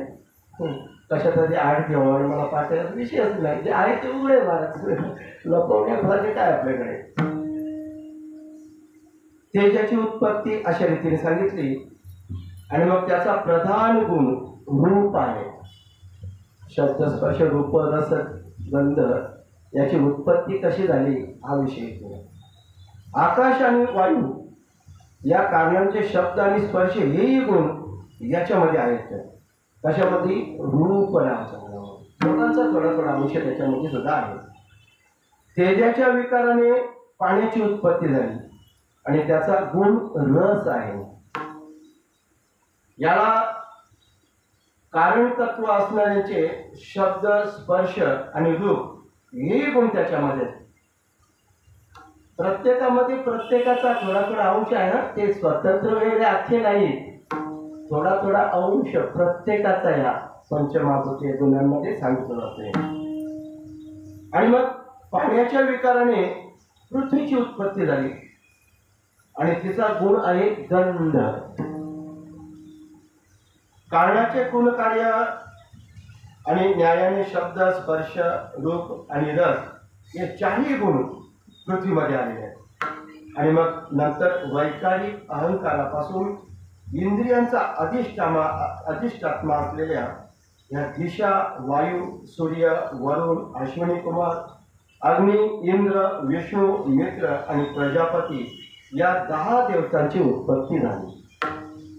सकळ सृष्टीची रचना कशा रीतीने झाली?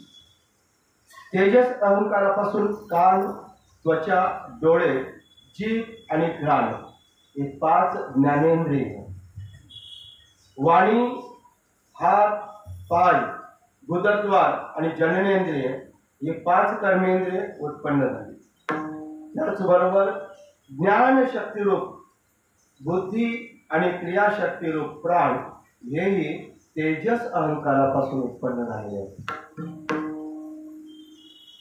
हे श्रेष्ठ ब्रह्मशी ज्यावेळी ही पंचमहाभूत इंद्रिय, मन आणि सत्व हे सगळे गुण एकमेकांशी संघटित झाले नव्हते, त्यावेळेला राहण्यासाठी म्हणून भोगांचे साधन रूप असलेल्या शरीराची रचना करू शकले नाहीत. ते एकत्रित आले पाहिजेत ना, याची तर लय भांडणं, पंचमहाभूतांची भांडणं. ते आपण बरेच वेळा चिंतन ऐकून आलेलो होतो. अजिबात एकाजवळ राहायला तयार नाही, फक्त एकटंच फक्त ते करू शकतोय. चतुरातु शिरोमणी गुण लावण्याची खाणी मुकुट सकळा मणी धन्य तुझी विठोबा, धन्य तुझी विठोबा. धन्य बाबा, तुम्ही धन्य. चतुरातु शिरोमणी गुण लावण्याची खाणी मुकुट सकळा मणी. चतुर आहे तो. त्यांनी सांगितलं या बाबाने एकत्र प्रत्येकाला काही ना काही एक साईड घेता. तू रोड बनव, तू गटार बनव, तू लाईटचे कामे टाक, तू केबलचा नाही बोलली तर बरं.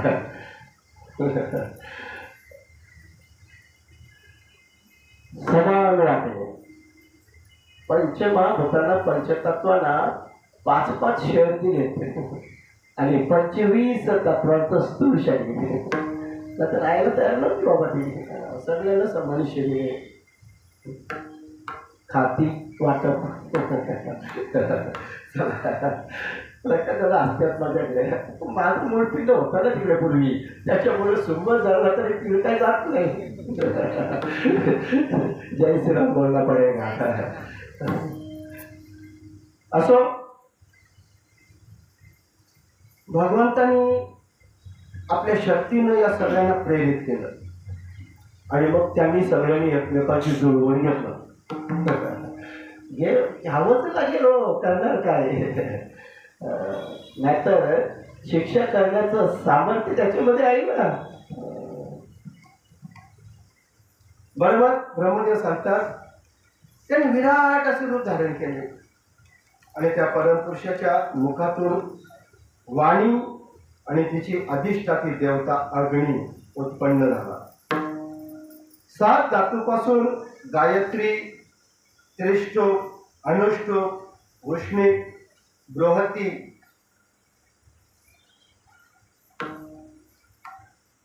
त्यानंतर पंक्ती आणि जगती या 7 छंदांची उत्पत्ती झाली. भगवंताच्या विराट रूपापासून कशा कशा रीतीनं कोण जन्माला आले.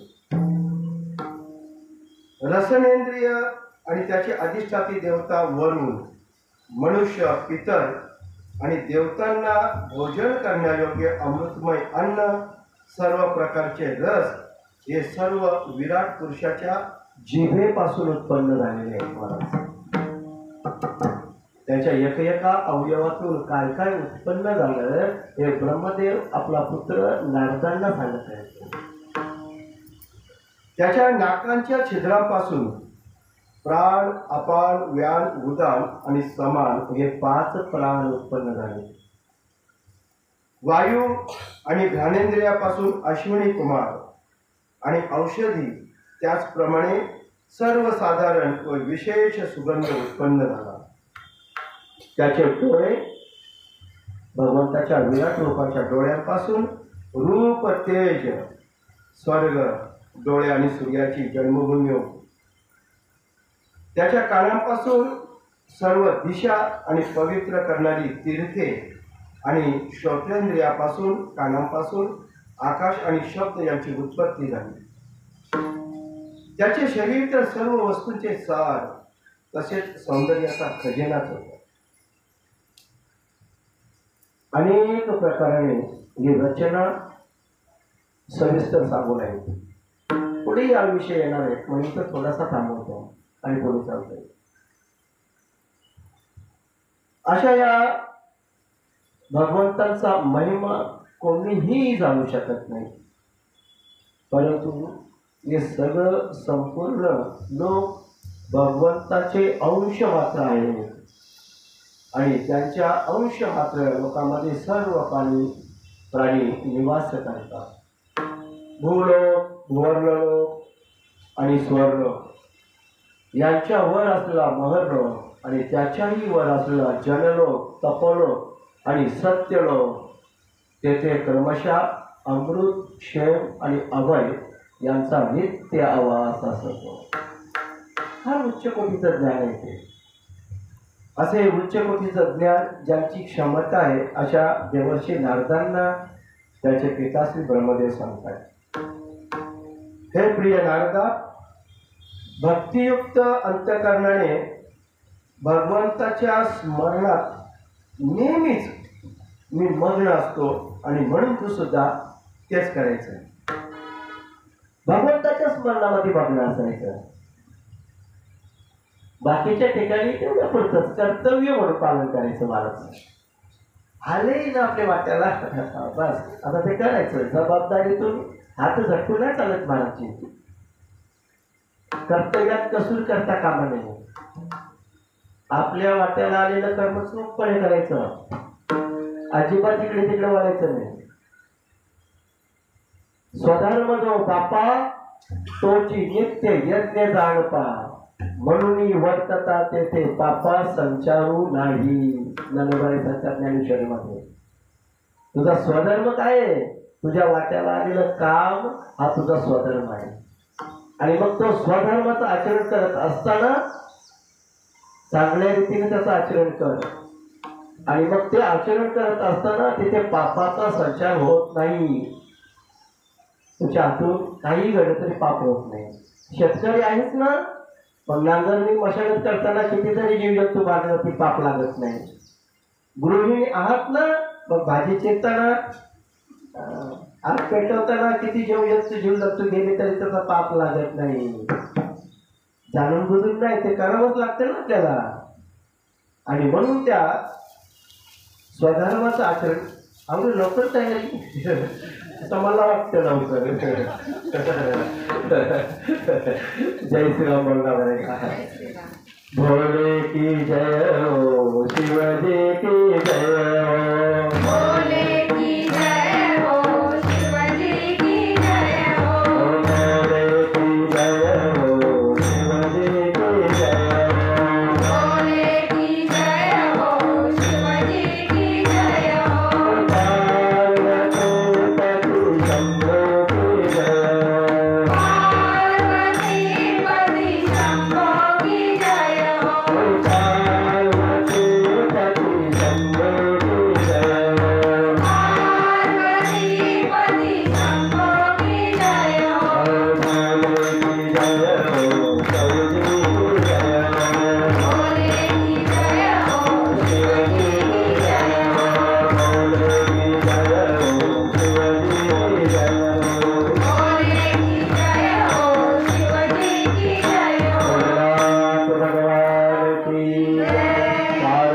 पते हर हर महादेव. असंच असतं. वेळ काळ कोणासाठी थांबत नसतं नाही का महाराज. हे काळचक्र आहे. बाई काल हो. बऱ्याच वर्षापासून आपण ऐकत होतो नाही का. असं आपण भाग्यवान आहोत. का भाग्यवान आहोत? आता हा काळ, ही वेळ आपल्याला कधीच सरकली पत्ता लागत नाही. कारण आपण आनंदात आहोत. आनंदात कशामुळे आहोत? भगवंताच्या कथांचं लीलामृत आपण प्राशन करतोय. आणि दुःखात असू, संकटात असू तर वेळच जात नाही महाराज. वाट बघायला लागते वेळ कधी सुनेल. आणि इथे मात्र वेळ सोडू नये असं वाटतं. या भगवंताच्या लीलांचा प्रभाव आहे. देवर्षी नारद मस्त पैकी ऐकतात. सांगणारे त्याच प्रकारचे ऐकतात. अरे नारदा, परमपुरुष परमात्म्याचे जे मुख्य लीला अवतार जे शास्त्रामध्ये वर्णन केलेले आहेत त्याचं मी क्रमशः वर्णन करतोय. आणि त्यांची चरित्र ऐकण्यासाठी मोठी मधुर वाणी आणि श्रवणेंद्रियाचे दोष दूर करणारे आहेत. तू लक्षपूर्वक त्या सगळ्यांचा आस्वाद घे. कधी कधी भाग्यातही नसतं महाराज. संजयजी धृतराष्ट्राला कुरुक्षेत्रावर काय करतं ते सांगत होते सगळं.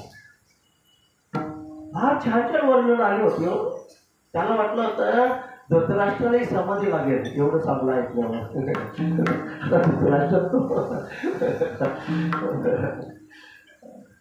सहज ब्रह्मरसाचे पारवे खेळे देवे नारायण रितेचे अवसरे पाहुणे पातलो आम्ही. घरामध्ये मस्त पैकी असं पुरणपोळ्या चालू होत्या. नाही तेवढं सहज गेलो आम्ही. कशी आहे बाय बरी असणार बरा झाला. लई दिवसांनी पुरणपोळ्या आणि अनारसे म्हणलं आता कावलेच जा. संधी सोडेल का कोणी? अरे ब्रह्मरसाचं पालन चालू होतं. डोकरा बोललाय तो म्हातारा मोजेनाशीला काय करू याला. मला कधी कधी ना हे शब्द नाही विचारायला बरं वाटत. आता त्यांची भाषा आहे म्हणून बरोबर वाटतं. अरे आम्ही पाहुणे गेलो त्यांना मस्त त्याची आस्वाद घ्यायचं सोडून माझं ना त्याचं गडबडला जेवणाला बरं तिकडेच मुक्त होता पण बरे झाला बद्दल घेऊन या छंद माझे माझे. परिणाम काय आहे? व्हायचाच होणार आहे. बरं नारदा, ह्याच्यामध्ये वाणीतला आणि श्रवणातला दोष नाहीसा होतो म्हणून भगवंताच्या कथा ऐकायच्या बाबा. दुसरं काही नाही. आपण ह्या सगळ्यांच्या घराण्यातच रोज राहतो ना, त्यामुळं ते दोष आपल्यावर अशा हवी होतात. आणि मग त्यापासून थोडं वेगळं राहण्यासाठी हेच करावं. भगवंतांच्या नामाचा उच्चार, त्यांचा महिमा, त्यांचे लीला चरित्र हे सगळं ऐकावं. ब्रह्मदेव म्हणतात ऐका बरं, हे मी तिकडनं ऐकून आले ते सगळं तुला सांगतो. मी शास्त्रामध्ये वर्णन झाले ना ते आता पटापट सांगतो ऐका. ब्रह्मदेव म्हणाले, प्रलय कालाच्या पाण्यामध्ये बुडालेल्या त्या पृथ्वीचा उद्धार करण्याकरता अनंत भगवंतांनी संपूर्ण यज्ञमय असे वराह शरीर धारण केले आणि त्याने पाण्यामध्ये आदिदैत्य हिरण्याक्ष याच्या समोर युद्धाचं ठाण मांडलं. इंद्राने जसे आपल्या वज्राने पर्वताचे पंख तोडून टाकावे त्याप्रमाणे भगवंतांनी आपल्या धारेनेच हिरण्याक्षाचा वध केला. पुढे प्रभूंनी रुची नामक प्रजापतीपासून आकृतीच्या ठिकाणी सुयज्ञाच्या रूपाने अवतार घेतला. त्या अवतारात त्यांनी दक्षिणा नावाच्या पत्नीपासून सुयम नावाच्या देवतांना उत्पन्न केलं आणि तिन्ही लोकांवर आलेली मोठमोठी संकटे नाहीशी केली. ह्यावरूनच स्वयंभू म्हणून त्यांना हरी हे नाव ठेवलं. त्यांचं हरी नाव असण्याचं कारण आहे. नारदा, कर्दम प्रजापतीच्या घरी देवहूतीच्या ठिकाणी 9 मुली 9 कन्या आणि मग 1 पुत्र भगवान कपिलाच्या रूपाने त्यांनी जन्म धारण केला.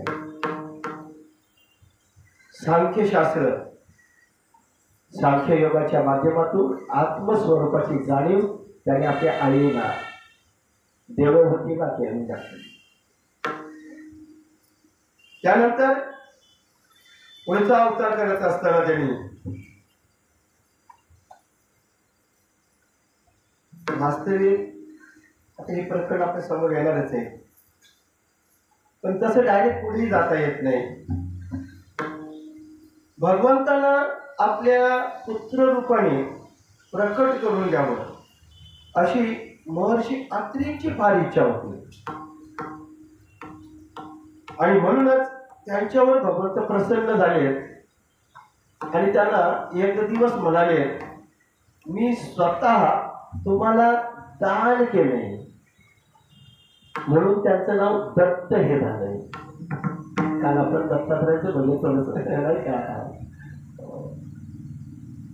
दिगंबरा दिगंबरा श्रीपाद वल्लभ दिगंबरा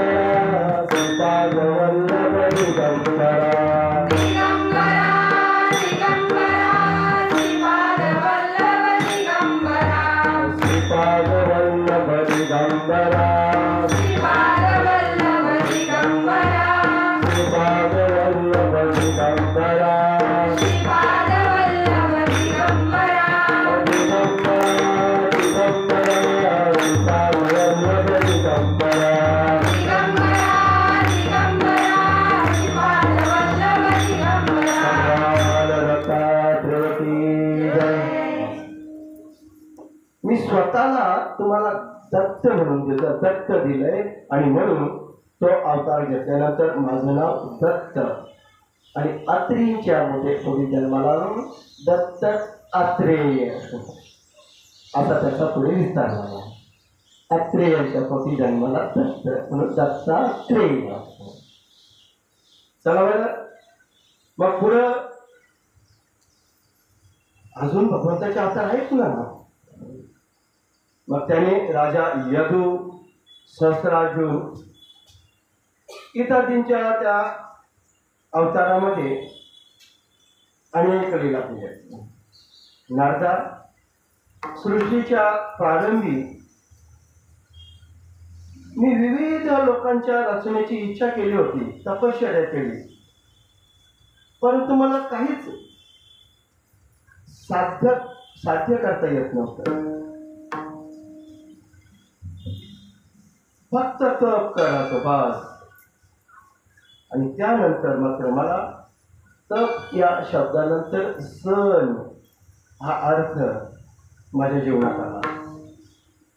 मग सण नावाने युक्त होऊन भगवंतांनी सनत, सनंदन, सनातन आणि सनत कुमार अशा 4 युगपुरुषांच्या रूपानं अवतार धारण केले. त्यांनी पहिल्या कल्पातील त्या प्रलयानंतर विस्मरण झालेल्या आत्मज्ञानाचा ऋषींना जसाचा तसा उपदेश केला. त्यामुळं त्यांनी ताबडतोब आपल्या हृदयामध्ये परमात्म्याचा साक्षात्कार करून घेतला. धर्माची पत्नी दक्षकन्या मूर्तीपासून ते नर आणि नारायणाच्या रूपामध्ये प्रकट झाले. दक्षकन्या होती ती मूर्ती आणि तिच्या पोटी भगवंत नर आणि नारायणाच्या रूपामध्ये अवतीर्ण झाले. त्यांच्या तपस्येचा प्रभाव त्यांच्यासारखाच होता.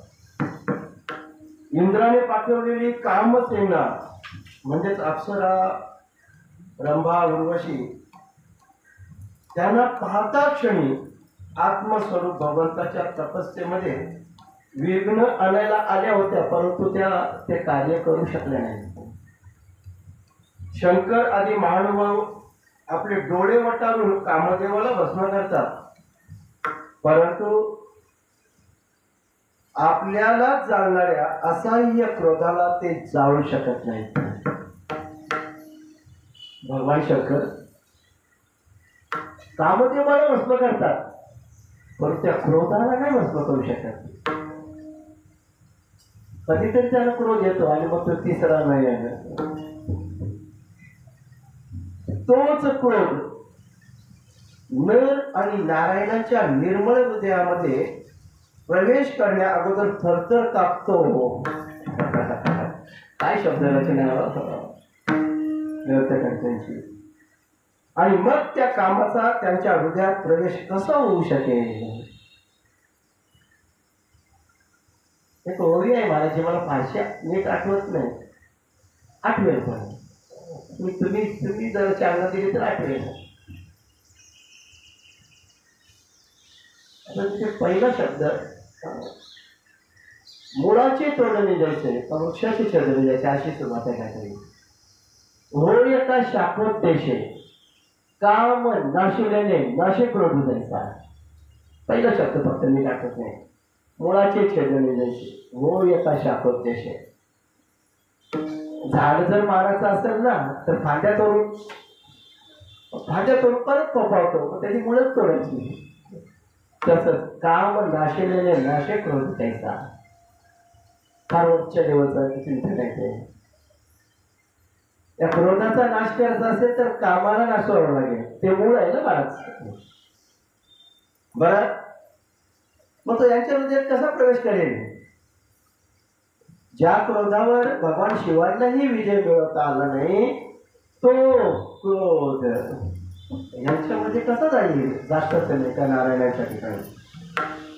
राजा नारदा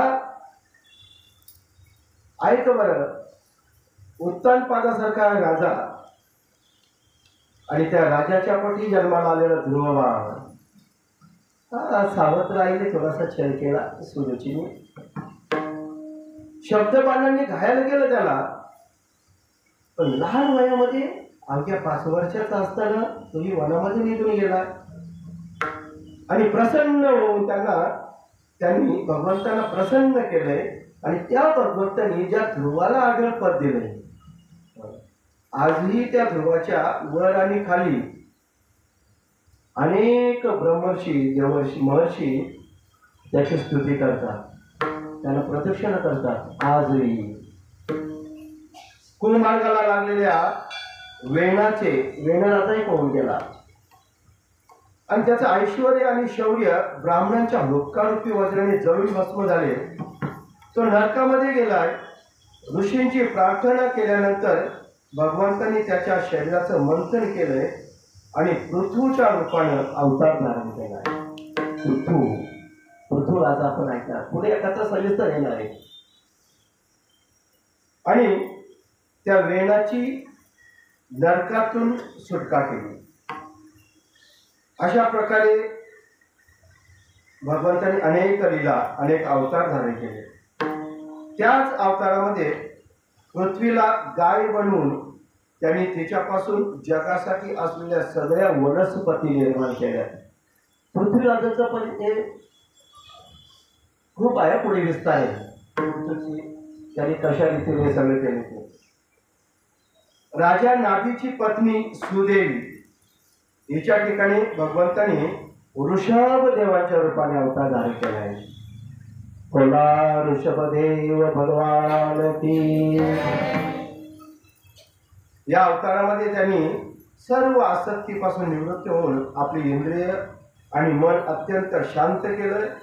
त्याच प्रकारे आपल्या मूळ स्वरूपामध्ये स्थित राहून त्यांनी समदर्शी होऊन स्वतःला वेड्याप्रमाणे भासवून योगाचं आचरण केलं. या अवस्थेला महर्षी लोक परमहंस पद मानतात. हे परमहंस पद भगवंताचं अवतार. आणि त्या परमहंस अवतारामध्ये त्याची अवधूत चर्या सुरू झालेली आहे. यानंतर स्वतःच्याच यज्ञपुरुषाने माझ्या यज्ञामध्ये सुवर्णासारखी कांती असलेल्या हयग्रीवाच्या रूपाने अवतार घेतला आहे. हयग्रीव घोड्याचं रूप पाहिजे ना पण एका ठिकाणी घोड्याचा भगवंताच्या वरच्या भागामध्ये घोड्याचं शिर आहे. या हयग्रीव रूप. भगवंतांचा हा अवतार वेदमय, यज्ञमय आणि सर्व देवमय आहे. त्यांच्याच नासिकेमधून वाहणाऱ्या श्वासातून वेद वाणी प्रकट झालेली आहे. हयग्रीव मुखातून चाक्षुष नावाचं मन्वंतर आलंय आणि त्या मन्वंतराच्या शेवटी भावी म्हणून सत्यव्रताने भगवंताला मत्स्य रूपाने प्राप्त करून घेतले होते. त्यावेळी पृथ्वीरूप नौकेचा आश्रय झाल्या कारणाने ते सर्व जीवांचे आश्रय बनले. प्रलयाच्या त्या भयंकर पाण्यामध्ये माझ्या मुखातून पडलेले वेद देऊन ते त्यातच विहार करीत राहिले. ब्रह्मदेव देवशी नारदांना सांगतात, देवांचे मोठे भय नाहीसे करण्याकरिता त्यांनी नृसिंहाचे रूप धारण केले. थरथरणाऱ्या भुवया आणि तीक्ष्ण दाढा यांचे दर्शन त्यांनी त्या रूपामध्ये दाखवलं. त्याला पाहता क्षणी हिरण्यकश्यपू गदा घेऊन त्यांच्या अंगावर धावत गेला. भगवंतांनी त्यांना आपल्या मांडीवर घेऊन कागदाप्रमाणे त्यांना चिरून टाकलं. कागदच अर्धच माणूस पाडतो नाही का, त्याला काय ताकद लावावं लागते का? त्याप्रमाणे ह्या लीला भगवंतांनी केल्या. एका मोठ्या असलेल्या सरोवरामध्ये महाबलाढ्य मगरीने गजेंद्राचा पाय पकडला होता आणि आपल्याला आता कोणीच वाचवत नाही आणि म्हणून त्याने आपल्या सोंडेने कमल पुष्प या विश्वाचा पालन करता रक्षण करता याच्या नावानं ते समर्पित केलं होतं. आणि त्या गजेंद्राचा धावा त्यांच्यापर्यंत पोहोचलाय. क्षणाचाही अवलंब न लावता अनंत शक्ती असलेले भगवान चक्रपाणी गरुडाच्या पाठीवर बसून तेथे आले आणि त्यांनी सुदर्शन चक्राने त्या मगराचे तोंड काढून त्या गजेंद्राला मोकळं केले. भगवान वामन आदितीच्या पुत्रांपैकी सर्वात लहान होते. यज्ञ पुरुष असलेल्या त्या भगवंतांनी याच अवतारामध्ये बलीकडनं दानाचा संकल्प सोडून घेतलाय. 3 पावलाने त्या बटूरूप वामनाने फक्त बहाणा केला होता. 3 पावलं भूमी वृत्ती तर घेतलीच. स्वर्ग आकाश पाताळ सगळं वेचले त्यांनी आणि 3रा पाय त्या बलीच्या मस्तकावर ठेवून याची कथा पुढे सविस्तर येणार आहे. फार छान वर्णन बळीविषयी आपल्याला पाहायला मिळतील. पुढे ही सुरुवात केली ब्रह्मदेवाने. नारदांनी इच्छा केली ना. आता खरं भागवत परीक्षिताला जे शुकमुनींनी सांगितलं ते तर पुढेच राहिलंय. हे फक्त कोणी कशा रीतीने इच्छा केलं होतं हे चाललंय. हे नारदा दैत्यराज बळीने आपल्या डोक्यावर ते वामनांचे चरणतीर्थ स्वीकारले. त्याला धन्यता वाटली.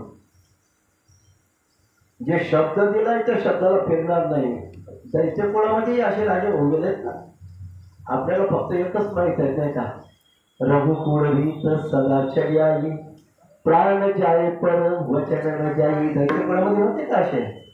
सांगत होते ना गुरुजी, देऊ नकोस, तो बुटका नाही, तो विराट आहे, तुला कल्पना नाही, तो ब्राह्मण नाही, भगवान आहे. मग तो बराच झाला. ज्याच्याकडे संधी मागायला जातात तो माझ्याकडे मागायला येतो. शब्द दिलाय. ब्राह्मणांचा अनादर होता कामा नये. दिलं पाहिजे, मोकळे मनाने दिलं पाहिजे. मला सांगायला ब्राह्मण देवताही राहते. हा, त्यांनी अवस्था मागू नये, पण बाकी ठिकाणी उदरपट्टी करण्याने ब्राह्मणाने त्याचं नका कंजूशी करावी. तुझ्या लक्षात असेल, 1,00,000-1.5 लाखाचा ऑर्केस्ट्रा ठेवावा आणि ₹1,00,000 उडवावे. अशा माणसाने ब्राह्मणाशी उचल घालावीच का? 2,500 घेणार, 3,000 घेते का 5,000 काढून? जय श्रीराम म्हणून पडे. कोणाची बाजू नाही घेता ना. तुम्हाला वाटतं इथं प्रिपरेशनला कमिशन ठेवलं की ना तुम्हाला? जनरल बोलतोय. ज्यांच्याकडे देवाने भरपूर दिलंय ना द्या ना त्यांनी. ब्राह्मण देवतांना खुश करा आणि ब्राह्मण देवतांनी विचार करावा गरीब आहेत ना जे मिळेल ते कसं समाधान. महाराज आम्ही अशा एका ब्राह्मण देवताचा फार आदर करतो, ते आता आपल्यात नाही. अख्खी पंचक्रोशी ज्यांना जाणते बाळाभटजी, आपण सगळे जाणता ना अर्धेश बाळाभटजी, कधीतरी त्यांचा इतिहास पण आहे का? आयुष्यात त्यांनी कधी मोठं उडून बघितलीच नाही महाराज. या पंचक्रोशीमध्ये कोणाला विचारू बघा तुळशीराम दादा काय आपल्या खिशात जे असतील आपल्याला जेवढं वाटेल तेवढं त्यांनी दिलं, त्यांनी मुकाट्याने घेतलं, खिशात टाकले, घरी गेल्यावर फोन पण नाही केला तर एवढेच मिळाली म्हणून. दक्षिणा तशीच राहिली, फोन करावं गुरुजी ते घेऊन जा, रात्री कुठे पडून चालले इकडे कधी आला तर घेऊन ये, तरी विचारही शिवला नाही का त्याच्यातला अर्थ घेऊन तर काम टाकेल का. आज ते आपल्यामध्ये नाही येत. हीच कीर्ती आहे ना महाराजची, दुसरे काय नाही. बस बळीकडनं आपण ते शिकायला हवं. आपल्या शब्दाच्या विरुद्ध त्याने आचरण केलं नाही. नारदा तुझ्या अत्यंत प्रेमभावामुळं प्रसन्न होऊन हंसाच्या रूपानं भगवंतांनी तुला योग ज्ञान आणि आत्मतत्वाला प्रकाशित करणाऱ्या भागवत धर्माचा उपदेश केला आहे. ते विसरलास तू. नारदानं भगवंता त्यांनी तुझ्या करता तो हंस रूप धारण केला होता, आनंद प्राप्त करण्याकरता आनंद संप्रदाय हंस परमहंस तत्व. आणि मग त्यांनी देवर्षी नारदांना सांगितले भगवंतांच्या शरणागत असलेल्या भक्तांनाच ते सुलभतेने प्राप्त होतं, अन्यथा नाही. तेच भगवंत स्वयंभू मनुच्या त्या मन्वंतरामध्ये मनुच्या रूपानं अवतार धारण करून मनुवंशाचे रक्षण करतात. सुदर्शन चक्राच्या तेजाप्रमाणे 10 दिशांना विनाश सायास निष्कंटक असे राज्य करतात. तिन्ही लोकांच्या वर असणाऱ्या सत्य लोकांपर्यंत त्यांच्याच चरित्राची उज्ज्वल कीर्ती पसरते आणि त्याच रूपामध्ये ते वेळोवेळी पृथ्वीला भारभूत झालेल्या राजांचे भ्रमण करतात. आपली वेळ संपली. भगवंताच्या अवतार कथा वेळेला मत दिलं पाहिजे. 4 ते 6 म्हणजे 4 ते 6 आमच्या परमेश्वरची आज 10 मिनिटं अगोदर, कारण 1 मिनिट लेट नव्हते, पण आमच्याकडे पुढं असल्यामुळे लगेच सुरुवात म्हणून म्हणाशिवाय लगेच तिथे भगवंताने दुसरं एक नाही का तयारी केला. आज आमचा वैष्णवी आहे, परमेश्वरजी आहेत. फार आनंद. मगाशी म्हटल्याप्रमाणे मोठी मोठी व्यक्तिमत्व आहेत. आमचे राजेंद्र महाराज आहेत, युवराजजी पाटील आणि गोकुळ बाबा. आपण आशीर्वाद देण्याकरता इथे आलात फार फार आभारी आहे. अनेक जण आमचे बोराडे महाराज आज आलेले आहेत. उंबरलीचं मंडळ आहे. भाजप सर भाजप सर उपस्थित आहेत. रुक्मिणी स्वरूप माझ्या माता भगिनी, पांडुरंग परमात्मा स्वरूप माझा बंधुवर्ग, ज्येष्ठ श्रेष्ठ संतांची मांदियाळी या ठिकाणी फक्त ते दिसायला आपल्याला प्रतिमाच्या रूपामध्ये आहेत, प्रत्यक्ष आहेत. प्रभू रामचंद्रजी सीतामाईला घेऊन त्या राजसिंहासनावर आले झालेले आहेत. आमचे भोले बाबा या ठिकाणी विराजमान आहेत आणि माझ्या पाठीमाला आशीर्वाद देण्याकरता आमचे नानाबाबा सवारा बाबा आहेत. त्यांचीच ही किमया आणि म्हणून माझ्या या मुखातून भगवंताचं गुणगान घेत आहे. छानपैकी आपली आरती होईल, भागवताची आरती होईल. रोजच्या प्रमाणे 3 रांगा, माझ्या माता भगिनी 3 रांगा, माझा बंधुवर्ग 3